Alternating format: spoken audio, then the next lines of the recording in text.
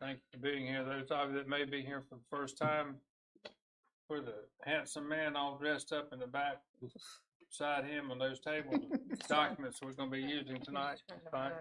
He's like, what did I walk into? So if you need anything like a copy of the agenda or supporting information there on the table. And otherwise, we're going to follow the agenda.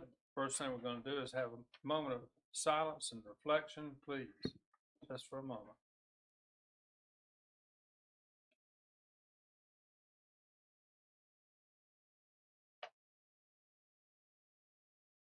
All righty, thank you very much, and we'll officially call the meeting to order and say welcome to all of you officially, and let's please stand and do pledge allegiance to the flag to my right. I pledge allegiance to the flag of the United States of America and to the republic for which it stands, one nation, under God, indivisible, with liberty and justice for all.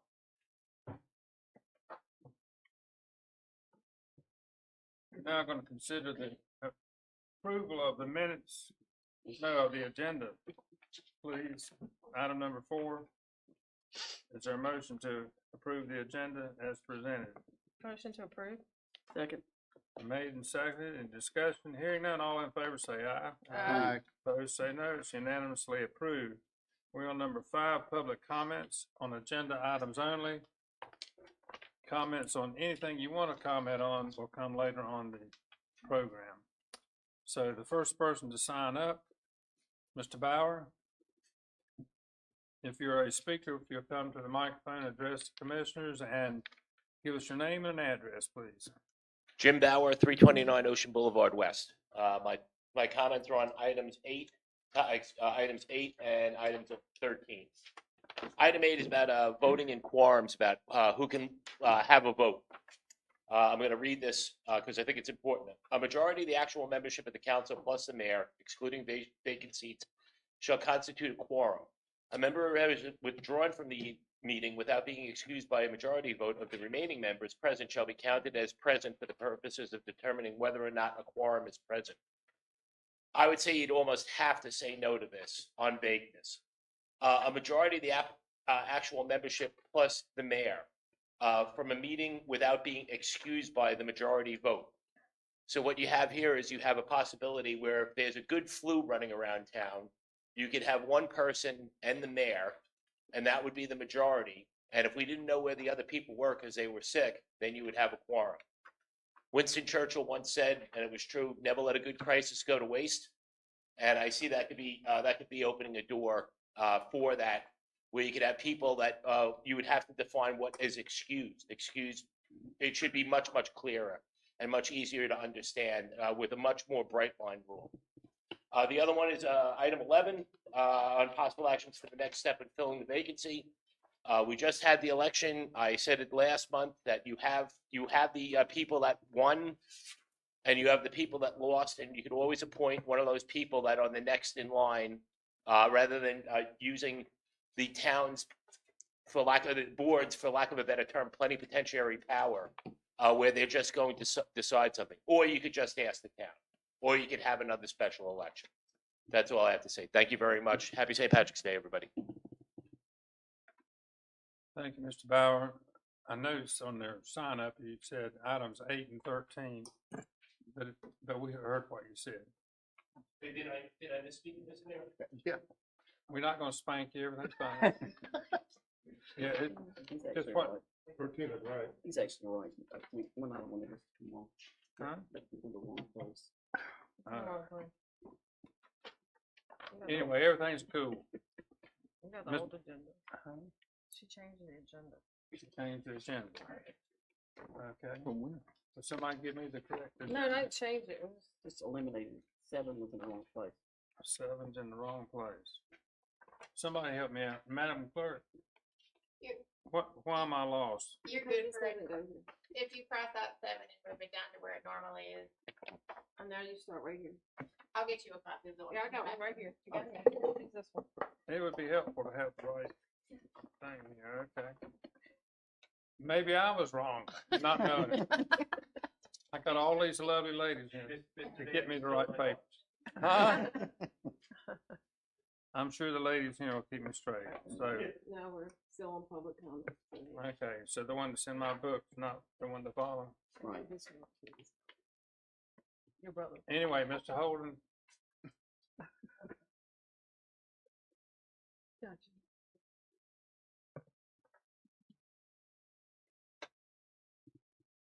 My name is Lynn Holden.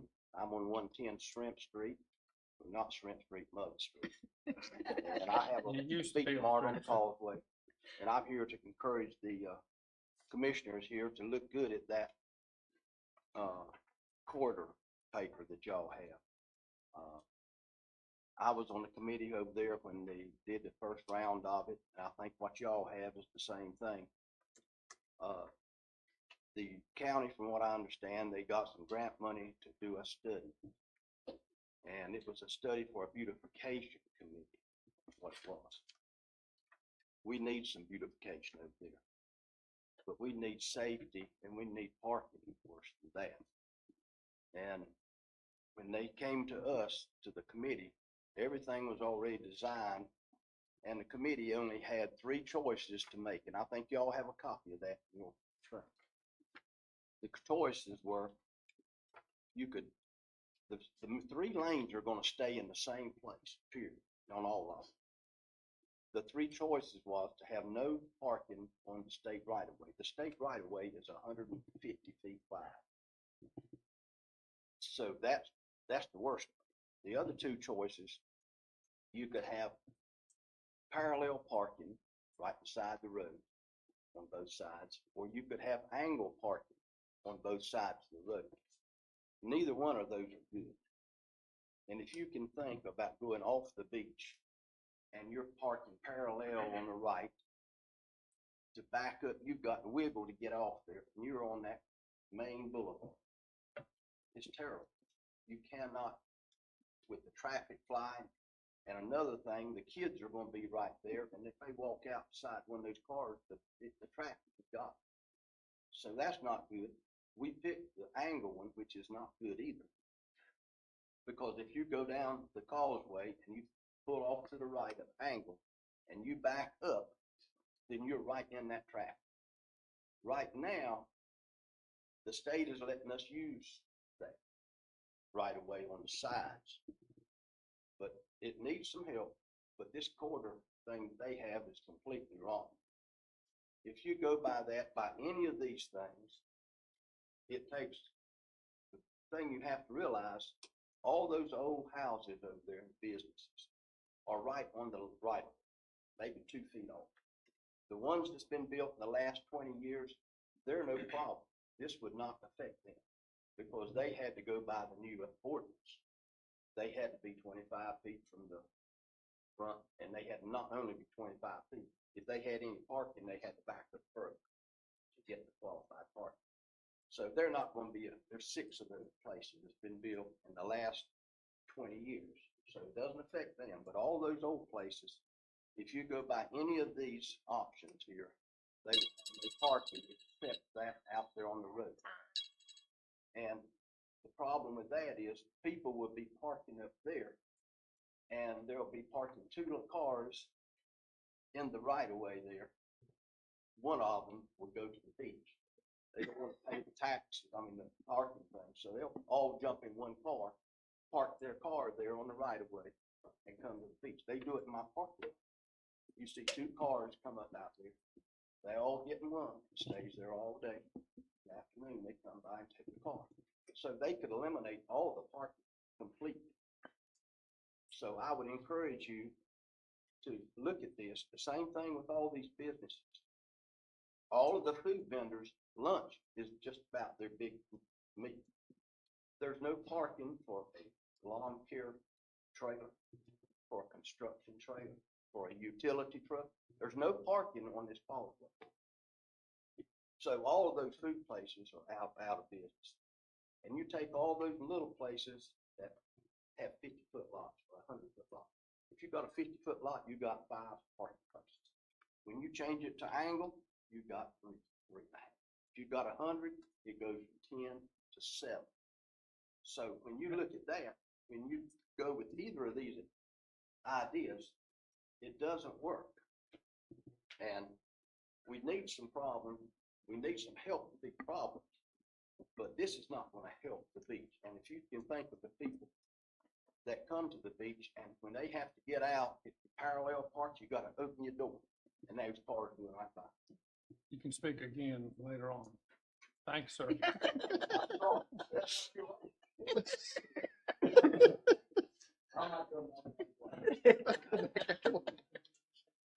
Okay.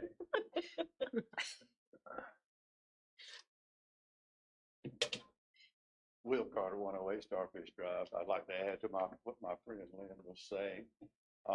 When I first started looking at what they planned, the biggest problem for me was they're going to take away the right turn lane onto the beach in front of the marathon.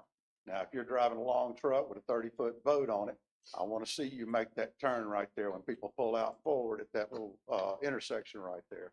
And then I can't tell you how many days I've seen the boat and the trailer pulled off on the side of the road in front to get bait up at the rod and reel shop. And like Lynn says, the small businesses on the beach, I'm from Wake County. They started doing this up in Wake County in 1970. I remember going out with my dad with a concrete saw, cutting holes in the ground in a perfectly good parking lot so we could plant a tree. And we did that all over the place. And everything that we owned, all of a sudden, over the period of years, turned into non-conforming. People that don't know what non-conforming is, that's grandfathered in. Every single business on that causeway is grandfathered in for the same reason Lynn said, is because they were old. You could use the building as long as it's there. If you ever had to change it, you had to bring it up to code. You asked Mr. Evans, that's going to cost some money. If you build one of these $500,000 bathrooms like we have over here, then if you had the lot for free, okay, in order to make a 10% return, I've got to rent that bathroom for $4,000 a month in order to build a new building, right? And so how many cheeseburgers and rigs, Carolina rigs, do you have to sell to make $4,000 before you pay for the health or the electricity or the water or anything else associated with the business? Not even talking about profits. Now, when you start looking at, this is a corridor. Everything you see on these plans is modeled after Southport. It's just like they did around Raleigh and Cary and Apex. They want to revitalize the old towns. This is a corridor right here. We have traffic. They say 7,500 to 10,000. Try about 30,000 during the summer. And like Lynn says, this pulling off on the side of the road, that's great. When you get in your car wanting to back out of a diagonal, wait for somebody to stop on that causeway trying to get to the beach. Saturdays and Sundays, don't even talk about it. Thursdays, Fridays, and Saturdays. But it's a bad plan. My idea would be put a sidewalk all the way from the east side of the Holden Beach Bridge straight up to the Walgreens. Somebody can walk, bike, do anything they want to up that sidewalk. It won't interfere with anything. And people could have a safe place to walk, bike, and hang out and make it from the bridge to the Walgreens. That's if they can make it across the bridge in traffic. You know, if they don't get killed going across the bridge, then they'll have a sidewalk all the way to the Walgreens. But going into doing this and everything, the county loves it because it's more taxes if people will build a big building.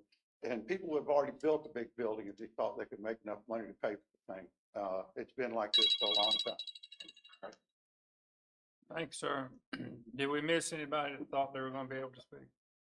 Just a reminder, if you do plan to speak at this point on the agenda, at any meeting, you have to sign up ahead of time. All right, we're going to move on.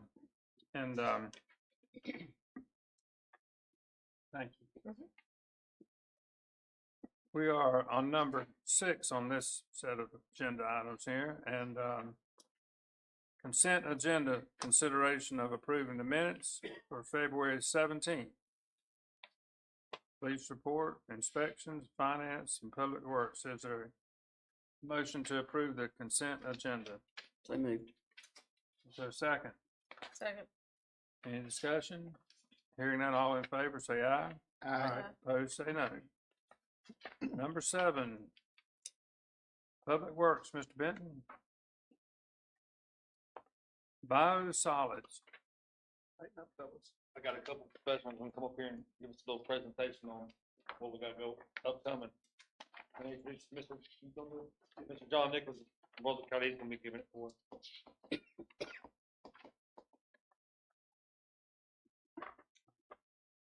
I thought Chris was gonna be giving us his name on the agenda. No, my name is John Nichols. I'm the Utilities Director for Brunswick County. Thank you, Mr. Mayor and members of the commission for allowing us to present on the West Brunswick Regional Biosolids Processing and Storage Facility. I do have a couple staff members I want to introduce. We've got our project manager, Regina Quitos Pascual, and she'll correct me if I say something wrong, along with our wastewater treatment superintendent, Matt Henry, here as well. So the project that we are designing right now has to do with converting our liquid biosolids to a solid cake form. And so I'm going to go through some of the reasons why we're doing that, some of the benefits for that, some of the costs associated with that, and where we're at with that project. But with a wastewater treatment plant, once you It's not working. no, I haven't clicked on anything yet. So once you treat the wastewater, you end up with a liquid effluent, the clean water, but you also end up with a sludge component. So at our West Brunswick wastewater treatment plant, that sludge component is a liquid sludge. But there is a problem with that. Now I'm having a problem. For some reason, I have two. Okay. I'll be your friend. How about that? Okay, yeah, if you go to the next one. All right, there's a lot of information on this slide, but it discusses some of the issues with a liquid biosolid. And so one, we have limited storage at the plant for a liquid biosolid. Whenever you have cold weather like we had this last month, it makes it very difficult to process the sludge. And so that can back up into the plant, which means that we have to send some of the wastewater over to an upset pond, which then has to be retreated. Additionally, there's not really any liquid biosolids disposal options available in the immediate vicinity. What we do with our biosolids is we put those on farm fields. Farmers use it as a fertilizer, but they only want that at certain times of the year. They definitely don't want you on their fields when it's wet. If you have a hurricane, something like that, it could be months before we can get on those farm fields. And so as the flows here in the county increase, we have less and less storage available for those liquid biosolids. And so we're having a difficult time staying in compliance during these time periods because it's difficult to get rid of those liquid biosolids. And so what we've looked at is going to what they call a cake biosolid, actually taking the liquid biosolid, removing some of the liquids from it so you can then dispose of it as a cake. Once you do that, there are a lot more options. If you can go to the next slide. But you have improved operational stability within your plants. You don't have to worry so much about these biosolids backing up. You can get rid of them. You're not dependent on the land application right at a certain point. We could still take a solid cake and put it on farm fields, but the project would provide a storage facility. So we could do that at our own time. We would also have some additional disposal options. There are some issues with biosolids. One, we have to permit the fields we put them on. Landowners are asking more and more, is it safe to put on my land? And so that's a very valid question now, because there are a lot of man-made contaminants in biosolids. We don't know ultimately where the EPA is going to head with those, but we would have some options if you turn it into a cake to landfill it. even though that's a job of Sampson County, if ultimately the regulations are such that they consider this a hazardous material, then we could take a cake biosolid to Sampson County landfill. But overall, once you turn into a cake, wherever you take it, you're going to have a lower volume, and therefore you're going to have an improved efficiency with your hauling and disposal. And I'll get into that a little bit further here in a moment with some actual costs. We can go to the next slide, please. Okay, so we'll have improved regulatory compliance, reduced operational strain on the existing plant. And I mentioned the cost. I'll get to this, but we can predict the cost much better with a cake type biosolid because we understand the amount where it can go, whereas right now, oftentimes what happens if we get into a real issue with the plant, we might have to have an emergency, call an emergency contract, have a contractor come out and haul those. And usually it's got to be done right then so you don't have regulatory issues at your plant. And so the cost to haul those are typically higher at that point in time because when we need them hauled, oftentimes we don't have any facilities or fields that can be hauled to in the immediate vicinity of the plant. And the other thing is that it supports future growth. As I said, just within the county, we're growing, so our existing wastewater treatment plant is, starting to get a lot closer to its ultimate capacity. And so most large utilities like Brunswick County, they're already using a cake.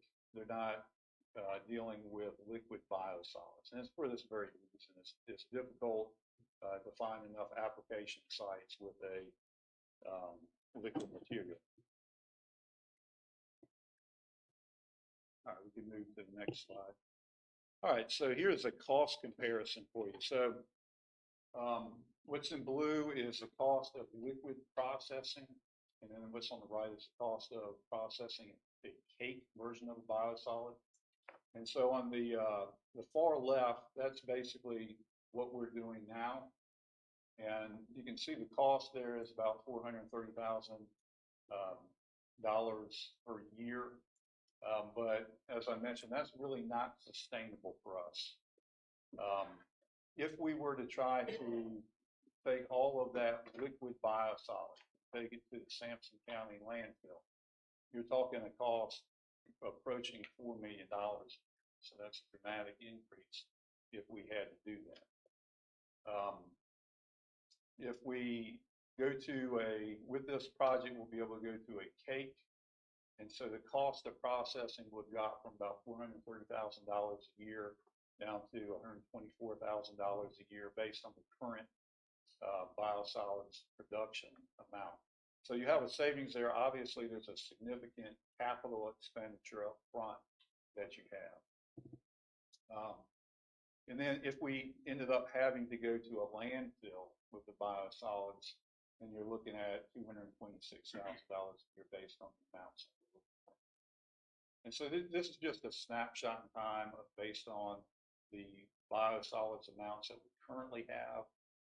As we grow, those will continue to go up, but it gives you some understanding of just the different costs depending on how we get rid of our biosolids. All right, we go to the next. You're quick. Yeah, I saw you flipping, so. All right, thank you. All right, so anyway, here is a chart that shows the capital cost participation for the biosolids project. At the top, what you see is the capital cost. And so what you'll notice here, we've got our 3 participants, Oak Island, Holden Beach, and Sloat. And this is based off of the capacity allocation in the existing plant. You'll see the county twice. Our facility is permitted at 6 million gallons per day. And so that 6 million gallons per day is broken up according to that capacity there. The county has 1.5 million gallons per day. Oak Island's got 3, Holden Beach has 1, and Shallotte has 0.5 in the West Brunswick wastewater treatment plant. And so we're looking at an expansion, and right now we're looking at probably a 6 MGD expansion. When we looked at the cost of this project, it's not a project that we can put entirely into a rate. It doesn't make sense to do that. So the county has decided that we are going to fund the existing capacity that we have in the plant, as well as the additional 6 MGD that we're looking at constructing, up front. And so these are the estimated costs if the participants wanted to fund their proportionate share up front.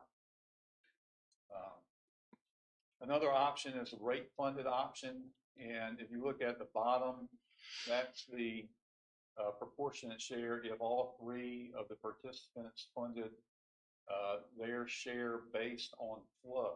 So the bottom part is based on the amount of flow coming into the plant from each participant, because it would be an increase to the unit per 1,000 gallon rate.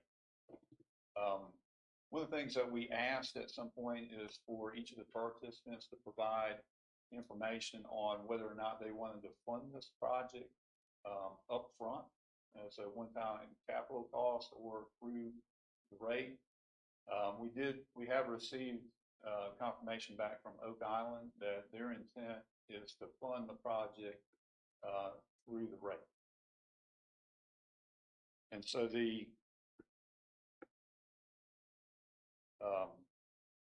moving forward to the next slide, just to give you an idea of where we are with the project.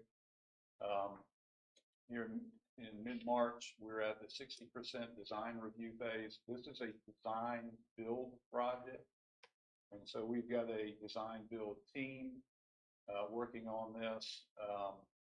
And at some point, we will have to come up with what they call a guaranteed maximum price. We'll negotiate that. And then it'll enter into construction, hopefully sometime in July or August of this year.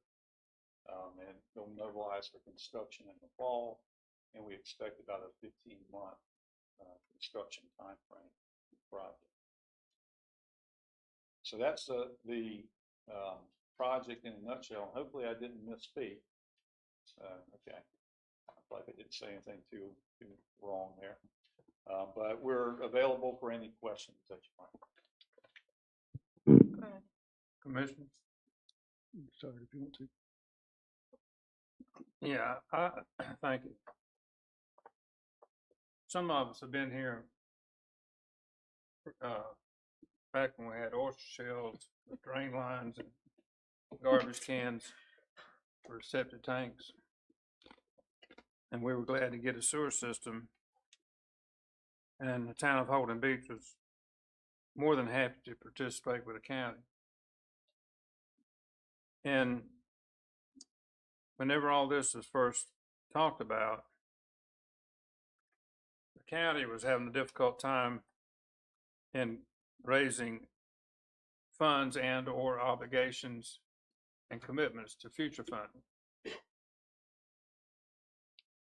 My recollection might not be perfect, but it's going to be accurate enough. I'm confident that there's some basis to it. The county needed Holden Beach to endorse and commit to payments in order to get the overall project off and running. So Holden Beach reluctantly agreed to sign up and guarantee funding, guaranteeing payment for the allocation it was to receive in gallons of use. Does that make sense? Yes.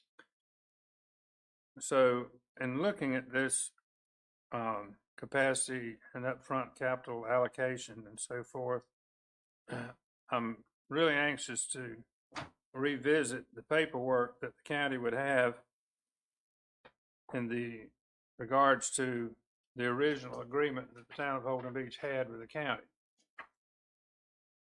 Holden Beach is 2/3 built out. We have approximately 2,300 water meters in place, give or take 100. Mr. Benton, is that close?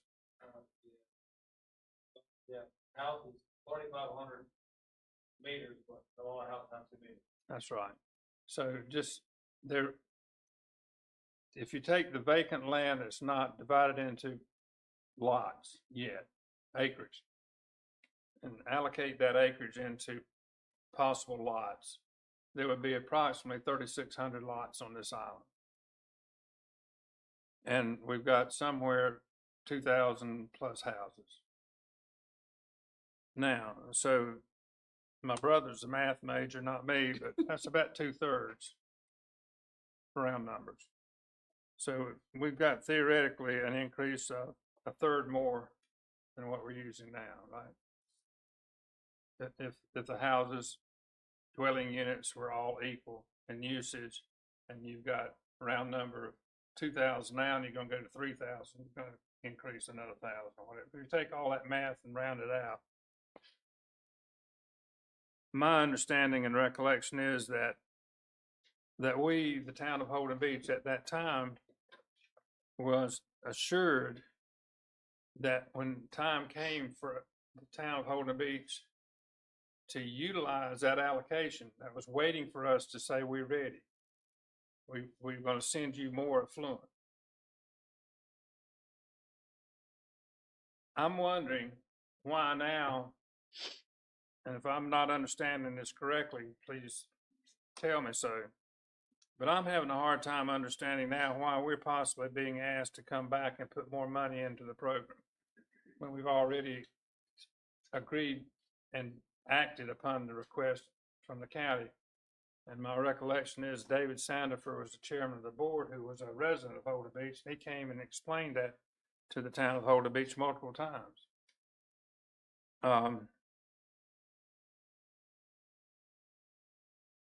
Has anyone ever spoken to you about this before?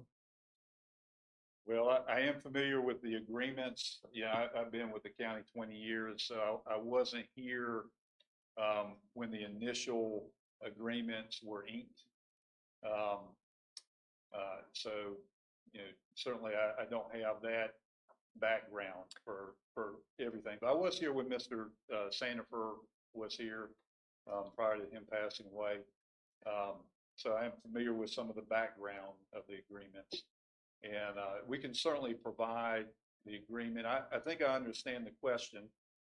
And, you know, as far as the operation and maintenance, one of the things that we have cost every year for rehabilitation projects internal to the plant. That's, you know, and we set a rate based on the amount of rehabilitation work that we have to do. This project is not exactly rehabilitation, but it's not for additional capacity other than the amount that the county wants to build and pay for separately. So there is an expansion component, but then there's the 6 MGD that, you know, has been allocated to everybody. And, you know, what we're, you know, finding is that the plant was constructed around using, you know, liquid biosolids. And I'm sure that was to conserve costs back when it was originally constructed. We're finding that just does not really work well in our area, and it's not something that we can continue to do and stay in compliance. And so this is kind of along the lines of a rehabilitation project, even though it's not an existing piece of equipment. It's equipment that needs to be provided to provide the 6 MGD of existing capacity and be able to operate that in accordance with the state requirements. So I think I understand the question. It's not for additional capacity, and yes, the agreements guaranteed that capacity. I don't think this was foreseen back when these agreements were originally 20-some years ago. Okay, first of all, I want to apologize if I appear to be ambushing you. Maybe I am. Um, and I clearly understand, I think, what you're saying. My next question is, with what you're saying, and I accept as true, what is the advantage that Holden Beach is going to enjoy having stuck its neck out when others wouldn't? And then here we are today. What I'm understanding is the paperwork that I'm looking at, that Holden Beach would be paying equally amounts and obligations to those that didn't help in the past and didn't stick their neck out. How is Holden Beach benefiting from its obligations in the past versus some entity that did nothing except wait until they needed it? I mean, I don't know how to say it. I mean, Okay. I'm not sure what other entities we're talking about, but another town, for example. okay. All the towns in Brunswick County didn't sign up as Holden Beach did in the beginning. Okay. Some of which didn't need to. Okay. But now that the others are needing to enjoy what wasn't there before Holden Beach signed up. Right. So I think I can answer that. You know, the county has, serves in both a retail capacity and a wholesale capacity. And so, you know, we serve in like towns like the town of Southport now, for sewer, and there's a lot of the towns within, Brunswick County that we serve in on a retail basis. And so that becomes Brunswick County, they're Brunswick County retail customers. For those entities that are wholesale customers, like Holden Beach, Oak Island, Shallotte, you're getting, you know, at a wholesale rate. So your capacity is based on simply the expense of actually operating the plant. And when you look at the wholesale rates over the course of the 20-some years, you know, they've been pretty static. And so one of the things I was trying to do, and I wish I had provided that, been able to provide a list of costs, but I did go back to 2016. And so the rate per 1,000 gallons back in 2016 was $2.45. In 2017, we dropped it down to $2.20 per 1,000. And it stayed static for the next 7 years up to fiscal year 25. And we had an increase up to $3.19. But it's based entirely on the cost to operate the plant. So the benefit of being a participant in the plant is that you're paying actual cost, and it's the same cost per 1,000 gallons to everyone in the system. And so, and that includes the county, all of the other participants as well. There's not, you know, the county doesn't make any money off of this. It is based on the idea that there is cost savings or economies of scale when you're operating one system and providing that treatment, you know, combined. So you've got cost savings there. But that's where I would say that the town has benefited over the years in just being able to maintain reasonable costs. I have a meeting every month with all of the major utilities across North Carolina, Charlotte, Raleigh, Cape Fear Public Utility Authority. And, you know, over the last 5 years or so, they've been seeing rate hikes of 10 to 15%, you know, every year. And they've got those rate hikes in place for the next upcoming years. And so that's what I would say has been probably one of the benefits of being part of this regional system. I look back at the last, you know, 5, 7 years, our rates have been pretty static for our wholesale customers. That's the benefit. Hopefully that answers the question. You're getting close. Okay. Follow-up question is, anybody that watches TV or reads the papers is certainly aware that Brunswick County is growing fast and you've got customers out there that are being told,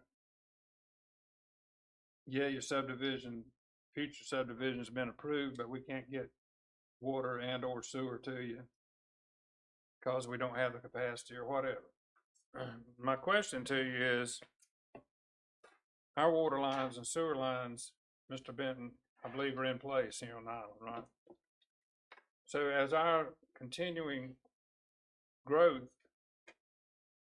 on this island, are we gonna make a phone call to you and say, are the mainland new subdivisions gonna get service before we do? If we call you, are you gonna be able to fulfill the needs of Holden Beach as we expect and need it to be served? You know, I mean, you gonna be able to take care of us when we call you for our gallons allocated in the past, guaranteed to us in the past? We're not gonna be set behind some newbie. Right, I think that's You an got my drift? yeah, that's an excellent question, a very fair Yeah. question. Mm-hmm. You know, for the island, you know, I've been looking at the permits recently because we've had a lot of dialogue with DEQ about capacity. There's been a lot of questions about capacity. And so, you know, my understanding is that the island, when it was originally permitted, it was permitted as an entire entity. And so when I look at the amount of capacity that you're utilizing on an annual average today, you're certainly much lower than what your allocation would be. And so I would say that my understanding is you've got this island portion already permitted. I don't see an issue with being able to get those permits. I also have the caveat that we're meeting with DEQ on Thursday to discuss the overall capacity issues within the county. I have been told that in some of those previous meetings that their goal is to ensure that our wholesale customers maintain that allocation and they prioritize that. However, you know, this issue that we're having with capacity, it surrounds a new law. We are the first in North Carolina to have to deal with that new law. And so they're learning as they go.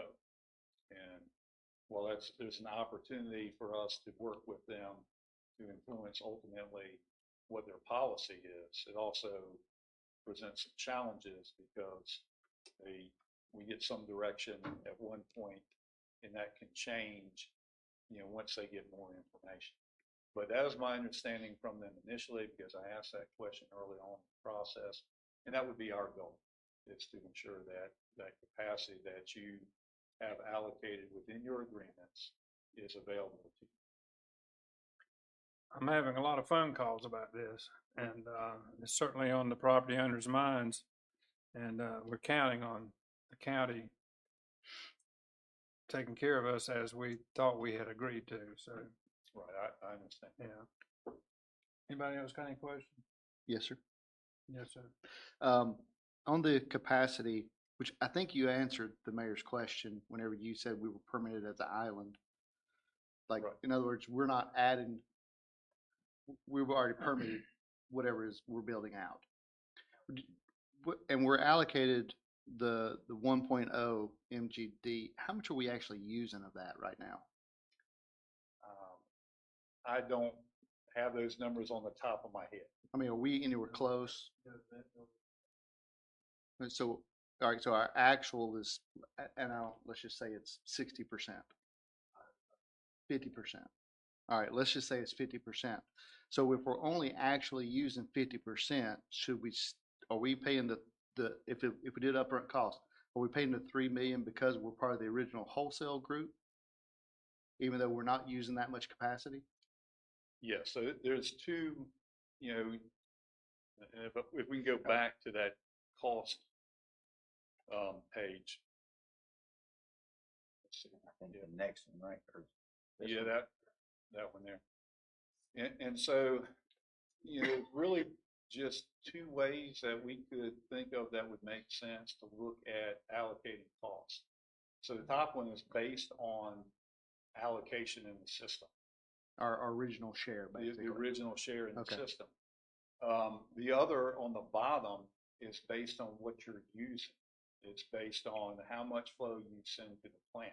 So that's the second set of numbers, basically the 154,000, is that an annual cost? Yeah, that would be an annual cost. I think it's based on 20 years. I can't remember off the top of my head the assumed percentage rate. That was what I was gonna ask you. Is it in perpetuity or is it just, 20 years. okay. Yeah, is the timeframe. I have to look at the So that, percentage it looks like a 0% interest. It's just over usage somewhat. If it's 20 years, 150, and it's 3, maybe a little bit more. I feel pretty sure our finance director put in Okay. yeah. But, But that's based on, well, this has got an annual flow of 79.2, which is 15%, but we're still saying that's about 50%. So in essence, if we went that route, we're just gonna be paying for what we actually use. that's correct. It's not gonna be allocated on our allotment up here, but if we pay the 3 million up front, we'll base it on our share. If we pay the piece down here, may pay some interest, but we're only gonna pay on what we're actually using. Right, but just keep in mind the county is gonna pay theirs upfront as a capital cost. So, when we're looking at so basically you take that $37 million, Mhm. you subtract out 18.5, the bottom row, and then the 4.625 number at the top, that's county.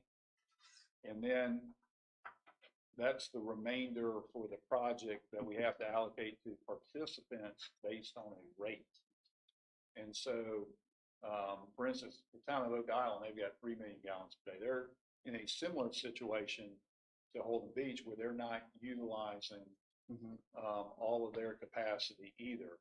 So when we look at the rate, you just have to keep in mind that once the county with the majority of flow pays for theirs as a one-time capital cost, the savings that you might perceive to be there for only paying based on the amount of flow that you send to the plant may not be as great because the other participants may be in the same situations.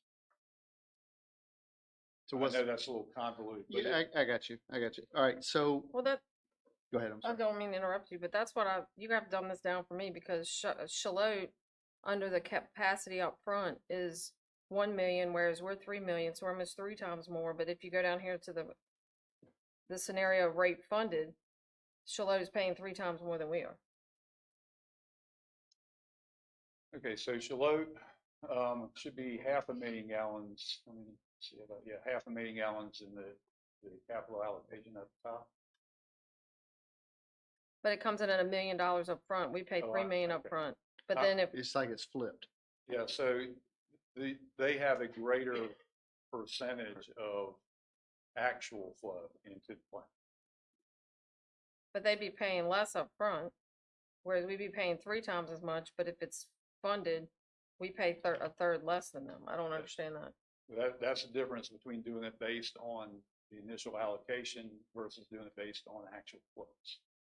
When would you know the actual flow numbers? Well, these actual flow numbers are based on this past year's actual flows. I mean, but you said it may change depending on who does capital Oh, up front yeah. or whatever. When would you know that?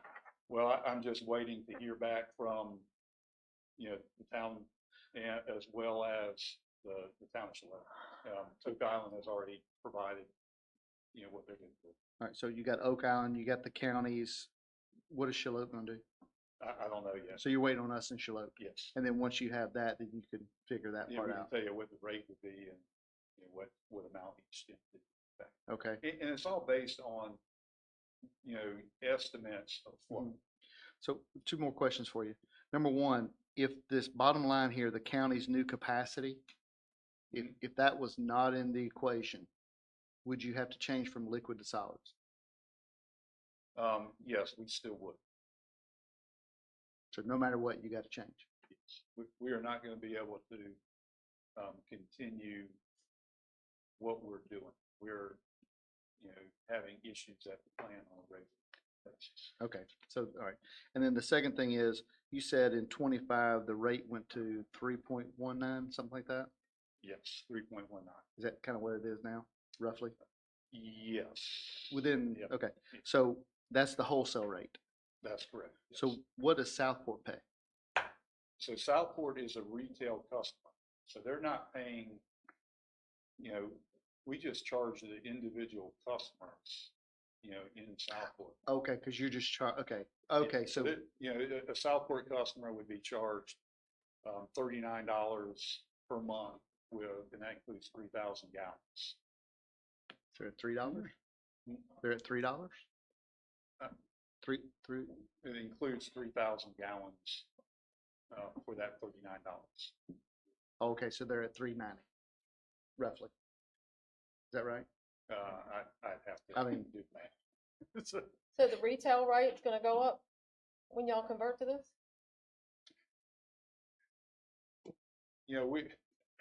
when we look at our rates, we do an overall rate study. And so one project is not going to dictate whether or not our rates will go up. We have not had a retail rate increase in years. I don't think in the 20 years I've been here, it's been $39.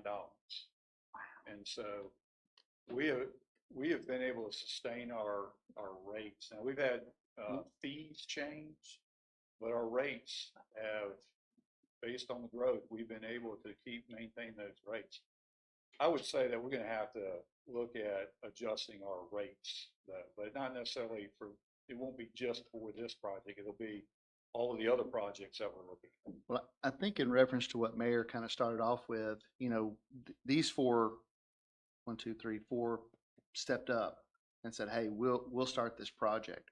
And I think if we've not raised rates on a retail rate for all the retail customers, Why would, it may be beneficial to maybe consider, maybe not all of it, but raising their rates a little bit to kind of offset some of this cost so that your wholesalers would receive a benefit from sticking their necks out before. Just a thought process. Yeah, so so just to keep in mind, our retail customers, we use those funds to fund not just this project, but all of our projects. So when we're doing the financials to determine how much Brunswick County owes towards the maintenance of this facility, we look at that on an annual basis, and it's based on the flow going into the plant. That's how we set a rate every year. And so we're paying, the fair share of the cost because we're paying it based on per 1,000 gallons. If we send more, we pay more. And that's how it works for all of the entities involved. You're paying the same amount per 1,000 gallons if you want to look at it that way. Okay. When are you talking about implementation of this? So the one, and this may be, back a couple years ago, we talked about this project, and we actually, a portion of the current rate, we were going to do it all rate funded. And so a portion of that $3.19 actually includes a component for this project, but it was insufficient to cover the entire cost. And so what we're looking at currently is trying to implement a new rate to cover the total cost in this budget. A little shocking to hear that in March and kind of new budget year coming up. So- So we needed some adjustments all along instead of getting hit with it all at one time. Would have been nice. so the wholesale rate is going up, but the retail rate's not. Correct. Each entity sets their own retail rate. And so just like, in the town, you set your retail rate for your individual customers. You have to make sure that's sufficient to cover not only the cost of treatment at the plant, but your collection systems, all your operation maintenance costs, et cetera. So there's a lot more than just this project that goes into it. So the county does the same thing. We set our retail rates so that it covers all of the projects that we're doing And then we take our share, and at the same rate that everybody pays for being a participant in West Brunswick plant, we pay that based on a per 1,000-gallon amount. But I guess what Alan was saying, we're almost at capacity and we're not using all of our, so, Yeah, we are. so now we're paying for the growth of the county, seems like to me, So because they didn't plan ahead to have infrastructure in place and they just approved 6,000 more homes. So I don't understand where you're saying they're gonna not pay more, but we're paying more and So on a rate fund of what we do today, we set the rate based on the anticipated cost for maintaining the plant. And then we break it out based on how many, units are coming into the plant.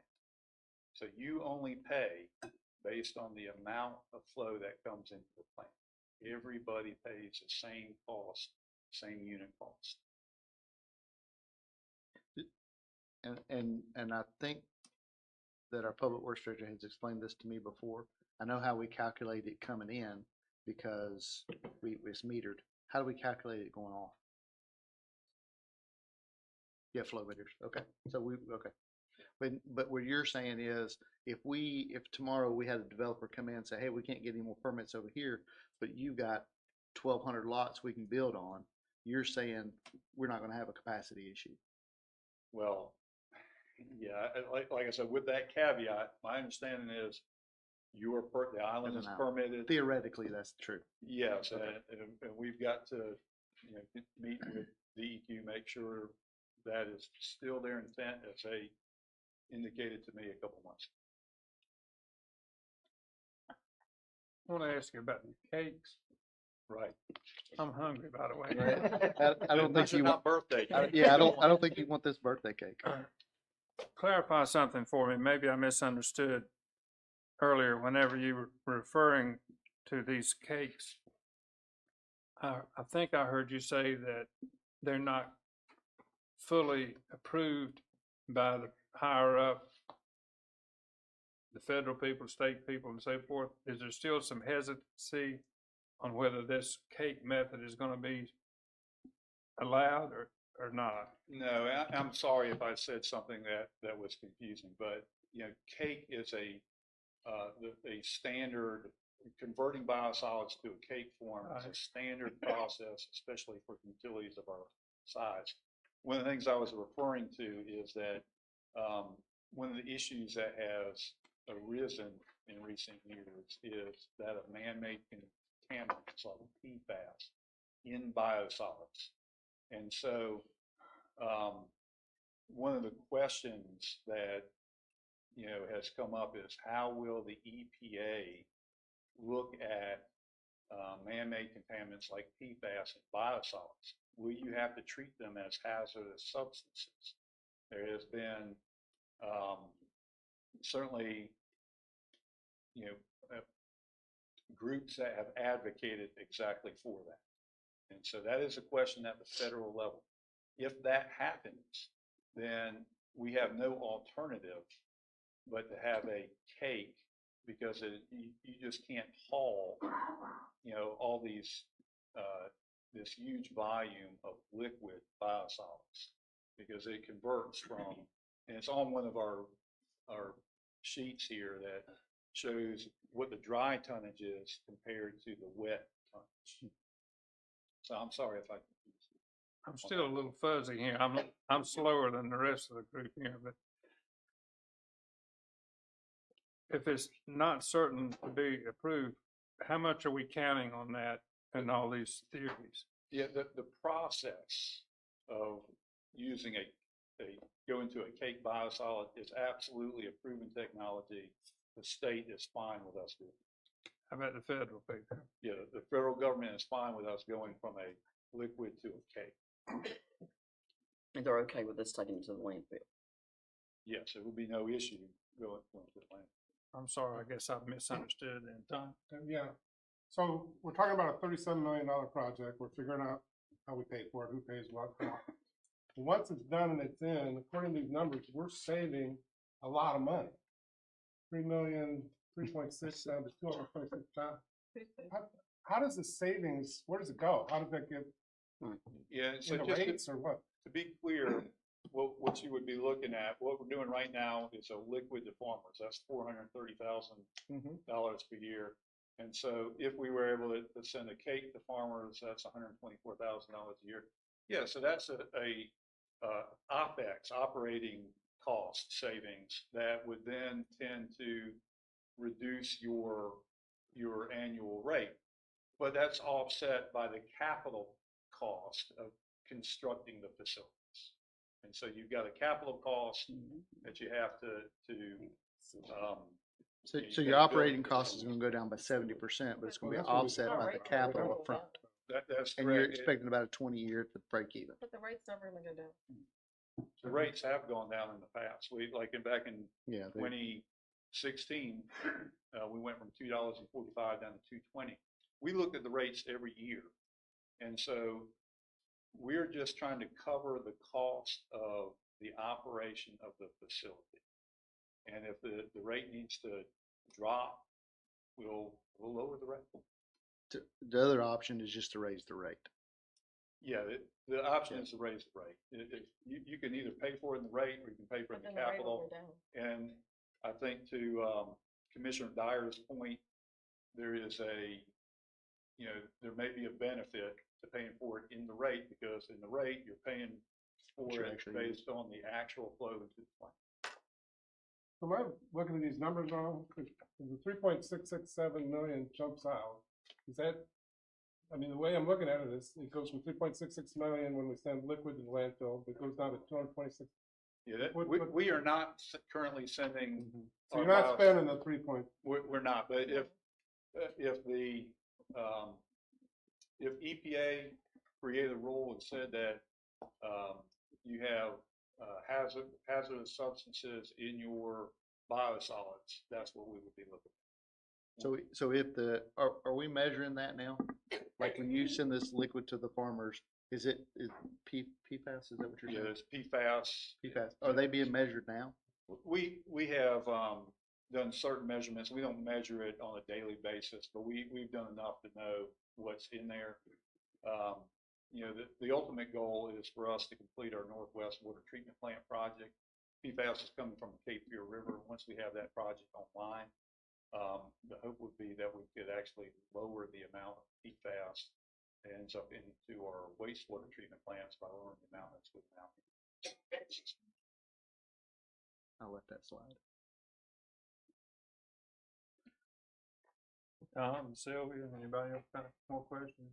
When is it we have to make a decision by? Yeah, when's the date? Yeah, I don't have an exact date. I'll try to get that to you, but yeah, we recognize you've got to make a decision on that. I mean, we would end up assuming it goes into the rate. I mean, we'll be putting this before the Board of Commissioners for approval. If we were to not hear anything different from you, we would send it. So we basically just opt in to the upfront cost, otherwise it just falls back to the rate either way. Yeah. Yeah, and if we did want to do the upfront, when are you looking for those payments? If you're looking at your completion date of 27, 28? I would have to check with our finance director on that. But, we're going to start in the fall expending funds for construction. So I anticipate that's when they would look to start seeing some installments for capital if they did it in installments. Yeah, if they're going to do draw requests, basically, as construction goes. Because that might change what we would decide too, if it's all at once or spread over 3 or 4 years. I'll try to get that to you so you have a better understanding how we do that. And I think the other thing that I'd like to see, I don't know anybody else, but what these actual flow rate numbers, like when we could figure out what that's actually going to be, so we're not just thinking it might be 154, it might be more, it might be less. There's no real way to anticipate what the products are gonna be until they happen.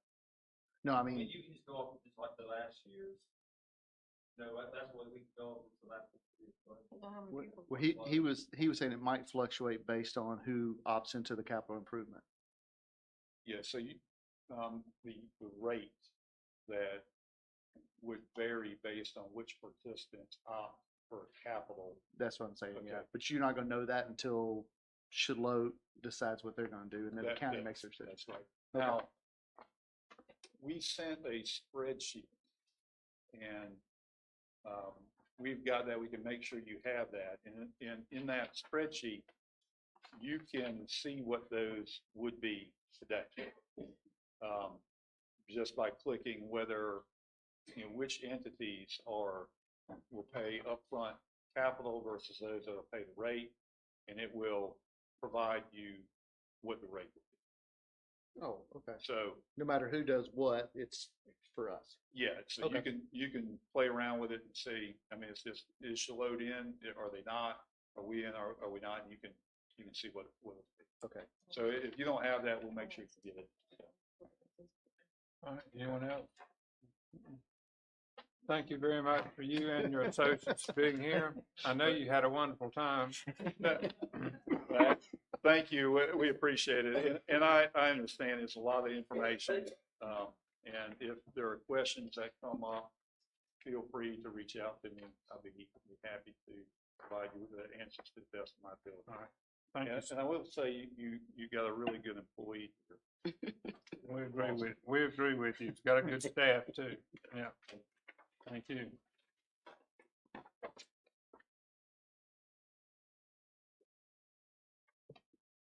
All right, Ms. Fennel. Our code of ordinance is inconsistent with the rules of procedure the board approved in December. Members of the board have expressed interest in amending the code to reflect the language approved in the rules. Amending the code would also make the town's definition of quorum be consistent with the general statute.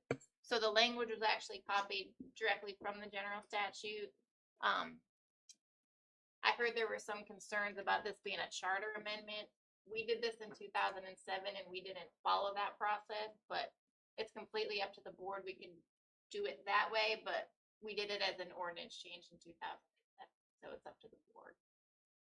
The simple question is what we're doing legal? As far as I'm aware, I mean, charter amendments are usually bigger, like a form of government or staggered terms. That's when we've done that in the past. But I guess that would be a Sydney question, but that's how we've done it in the past. Well, we certainly want to be within the guidelines. The change would follow the statute, right? The change would follow the statute. It's the exact same as the statute. Yeah, I so we actually just be copied going it back from the to general statute. statute, yes. Does all the commissioners understand that? Yes, sir. Any Why we're doing it, I don't understand why we're doing it. It's almost like for Not consistent with the 20 statute. years. No problem. It just seems like it's a big change. It does impact one of the ordinances that make up our charter. And at least the attorney weigh in or something. Does this have to go to General Assembly? Does it have to go to Raleigh? It just seems like a big change to something that's been in place for a really long time. I don't understand what's driving it. If you want to do it the other way, if you were treating it like an amendment, a charter amendment, we would just do a resolution of intent, and then you have to do a public hearing. So I mean, you'd be back to basically the same process. It just is a little bit longer. Do it that way. Are we discussing, Mayor? Yes, sir. I think the reason it was brought up was because our charter sets the quorum, and then it refers us back to the state statute as a confirmation. However, those two are at odds. Now, we've operated correctly up to this point, from my understanding, because I think the statute says you can operate according to the town. But it's an issue that doesn't need to be an issue. If by doing this, we bring ourselves in line with the general statute, so that when somebody looks at our ordinance, then they go say, okay, well, it's backed up by this chart, by this general statute, and then now it matches. Whereas before it didn't. Wasn't a big deal However, it did become a big deal. And so this way, it will never be a big deal. We just match what the general statute says. Okay, I need to correct myself. If we get into the discussion, it should be a motion on the floor. Yes, sir. So is there a motion? Yes, sir. I'd like to make a motion. I'd make a motion that we approve the change to the ordinance to match the general statute as it's written in blue Is there here. a second? Second. Motion made and second. Now continue with discussion, and I apologize. Yeah, and I think it just brings us in, it makes it clear when you go to our ordinance, it now matches what the general statute said. And the biggest change is it goes from the mayor and 3 commissioners or 3 commissioners without the mayor to, it goes to a majority of the actual membership of the council plus the mayor. So I think it brings us in line with what the state statute says. That's my understanding as well. We were in conflict with what the general statute says, though we said we were adhering to the general statute. So basically what it does is it adds one more as the requirement for the quorum is what it does. So if you have a mayor, then you have to add however how many council members we have, which is 6, and then you have to have a majority of that to have quorum, which means you have to have 4. So either it's the mayor and 3 commissioners or it's 4 commissioners. Madam Attorney, do you have any comments? Well, I'd really like to not ever talk about this topic in public forum ever again, especially without any preparation. From what I am getting from you all, it seems like changing it is not the issue, it is the process of changing it that is the question. But I am not sure if I'm picking that up correctly, so please correct me if I'm wrong.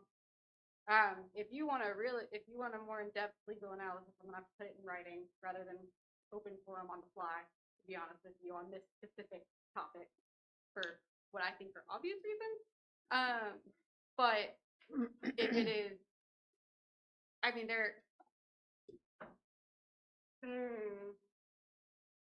decide, is it the wording that is the issue or is it the process that is the issue? And then I will try to answer that. I don't have a problem with either one. I think the question is, and the purpose of the discussion is to simply be in compliance with state statutes and the way we do business. And that's the bottom line. Mm-hmm. So in the legal mind, we just want to make sure that we are in compliance. So just give us some guidance as best you can. I understand what the clerk said. We're going to get there one way or the other. The same result's going to take place. It's just whether you want to take the shortcut or whether you want to go the long way to get there. Is that pretty much where we are? We think we might as well just go ahead and do the public hearing to make everybody happy. That's correct. That Yeah, would not let's do it that Thank way. you. It's not gonna, Exactly what I would like to do. I'm looking at the secretary, I'm looking at their website now. The charter, the original quorum statute was never put through them, so I don't think it's necessary, but if it would make everybody happy, I could bring a resolution of intent back to the next meeting and we could go the other way. Can I get a consensus from the board on that? Can we approve this tonight and then do that too? No, if we're gonna do it, I think Let's we would just do it, yeah. Okay. Or you could call it. Do I have a consensus to do that? There's gonna be Give a public motion. input, because there hasn't been any public input, is that It right? would be like a normal resolution. I believe this would be the safest way to do it, what Heather just proposed, to avoid any issues.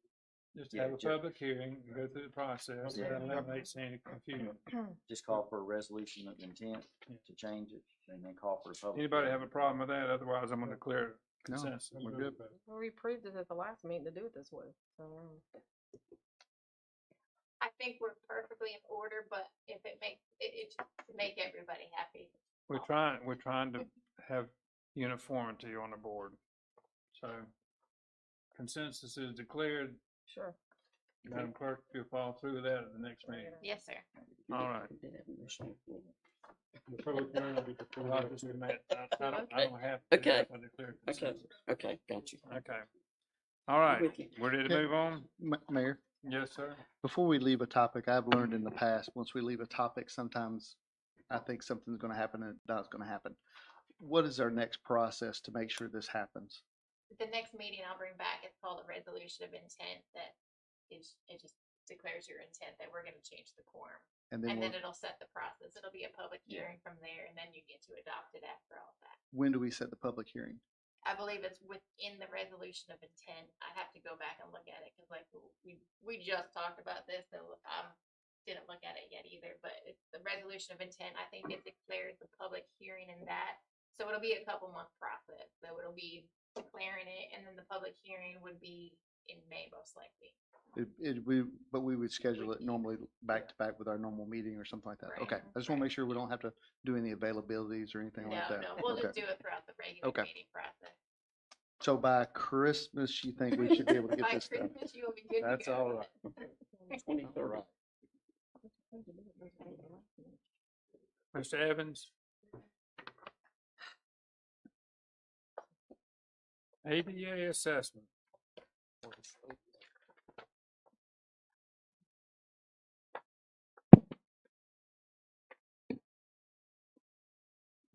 Feel like we've already talked about a whole lot of poop tonight. ADA, Title II ADA, we're trying our very best to come into, to meet all the requirements of the Title II ADA requirements. Said that twice. This is the ADA assessment. I gave a full, report on the ADA assessment sometime back. The board asked us to put it out there for comments. I got some back, some of the comments back, and most of them were to complete what was already in here, such as our website and to make sure that the things that are still non-compliant in the town end up being compliant. So this ADA assessment, once we accept it, will be much like a lot of our, like, emergency operation plans and that kind of stuff. It's going to become part of your budget process every year. The town will have to maintain it, obviously, because the regular federal regulations are going to require it. But this is a good basis from which to work from each and every day and every year. It lays out everything we have, what we consider to be the effects on the budget, because it's listed in there, and what we need to work on to be in full compliance. So you can use it as a basis and a bottom line during the budget cycle this year. And I think there may be some funds left over that we can work with between now and the end of the year, see if we can close that gap. So I need the board can either approve this or not approve it, but either way, the town is going to have to meet those federal guidelines for Title II requirements. This is your assessment. So you're hoping for a motion of approval? Yeah, I'm praying for a motion. I move to approve. Yeah. Is there a second, please? Second. Any more discussion of any kind? I have two questions. This is the lawsuit or whatever that we went through before. That's all settled. All those things have been, It was mediation. all the mediation, that's all. This may have happened after that, but there's nothing in here. We actually fulfilled all the requirements that we agreed to in the mediation. Right. And then, at the same time, we went far and beyond what was required of us in the mediation. This is a document that we put together to hopefully take care of those things that were not mentioned in the mediation, but to also make sure we never end up back where we started. Right. Exactly. Okay. So this is a proactive step. Very proactive.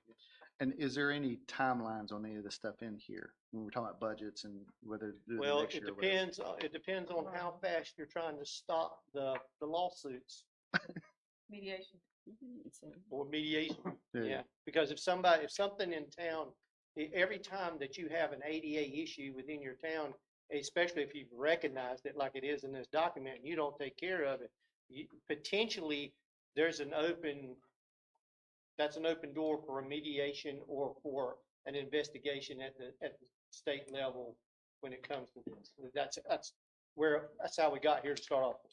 So this is hopefully identifying everything we have.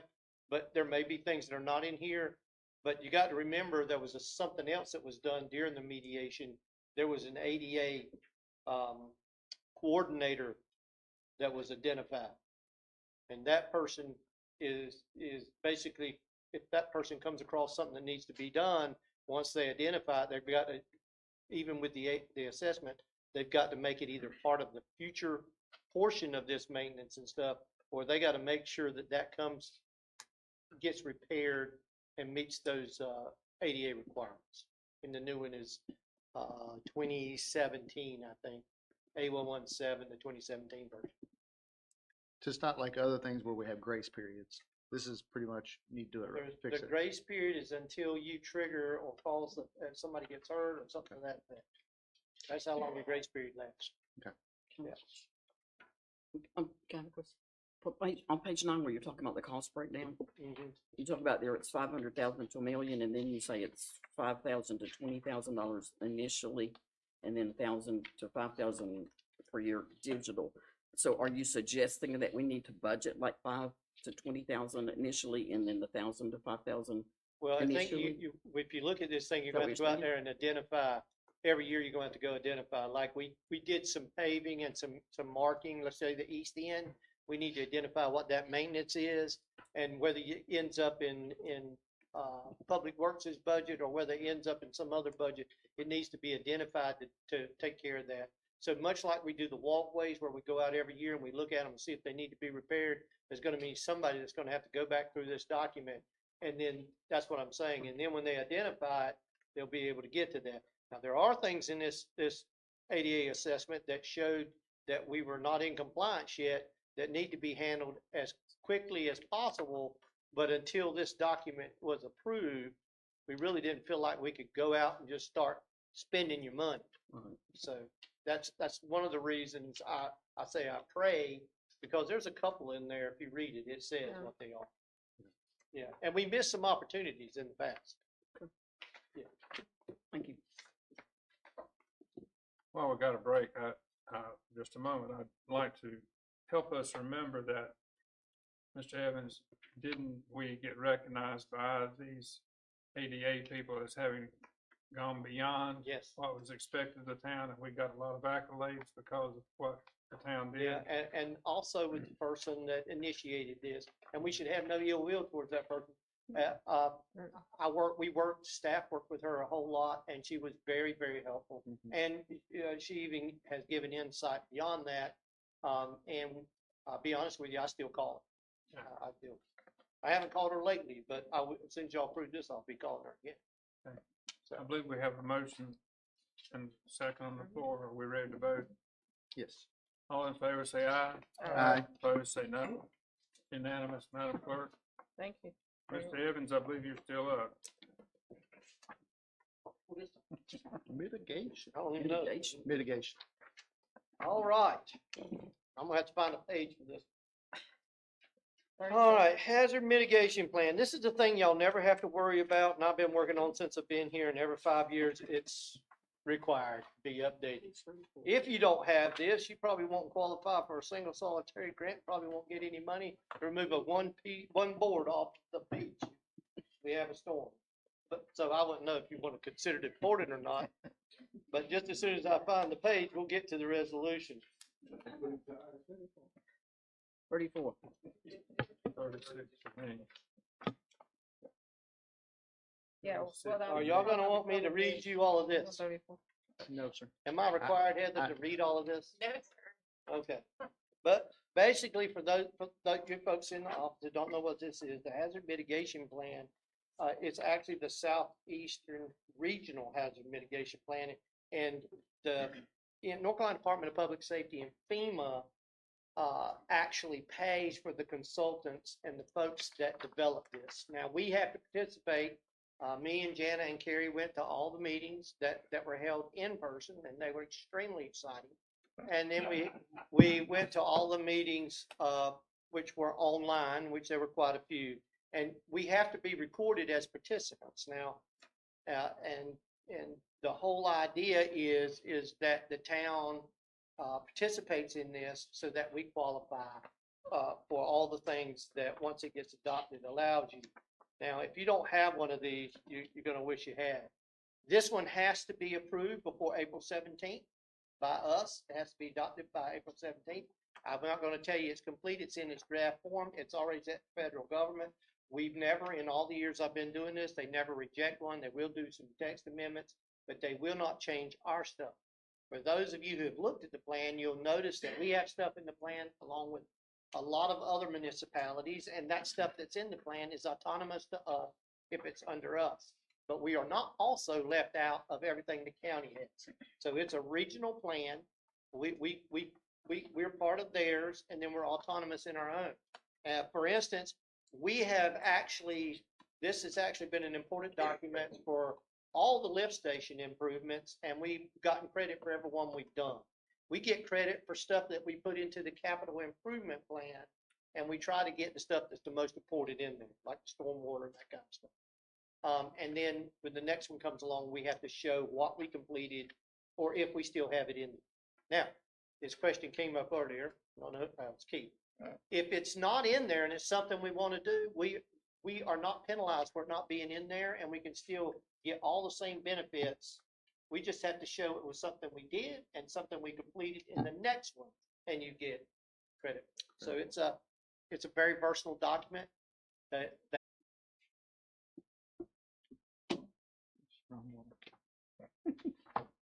So every 3 years, we try to send out RFPs for a new auditor, and we received 3 responses, and we went through and graded them, and the staff suggestion is to approve Martin Starnes, or select Martin Starnes for auditing services.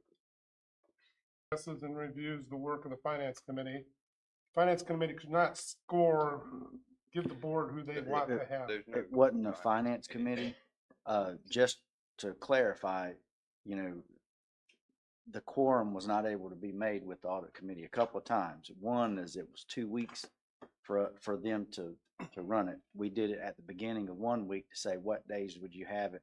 Only 2 people said that they were available. So then we found out that next time of the Monday or Tuesday before this, so they could get the chance to see it. And then there were only 2 people, but they were 2 different people. So that was the reasoning that the audit committee was, we went ahead and scored it because we knew it had to be done. And I've scored it before, so that's the reason that we brought it before you. So just so I'm clear, Tom, you had 3 objections, right?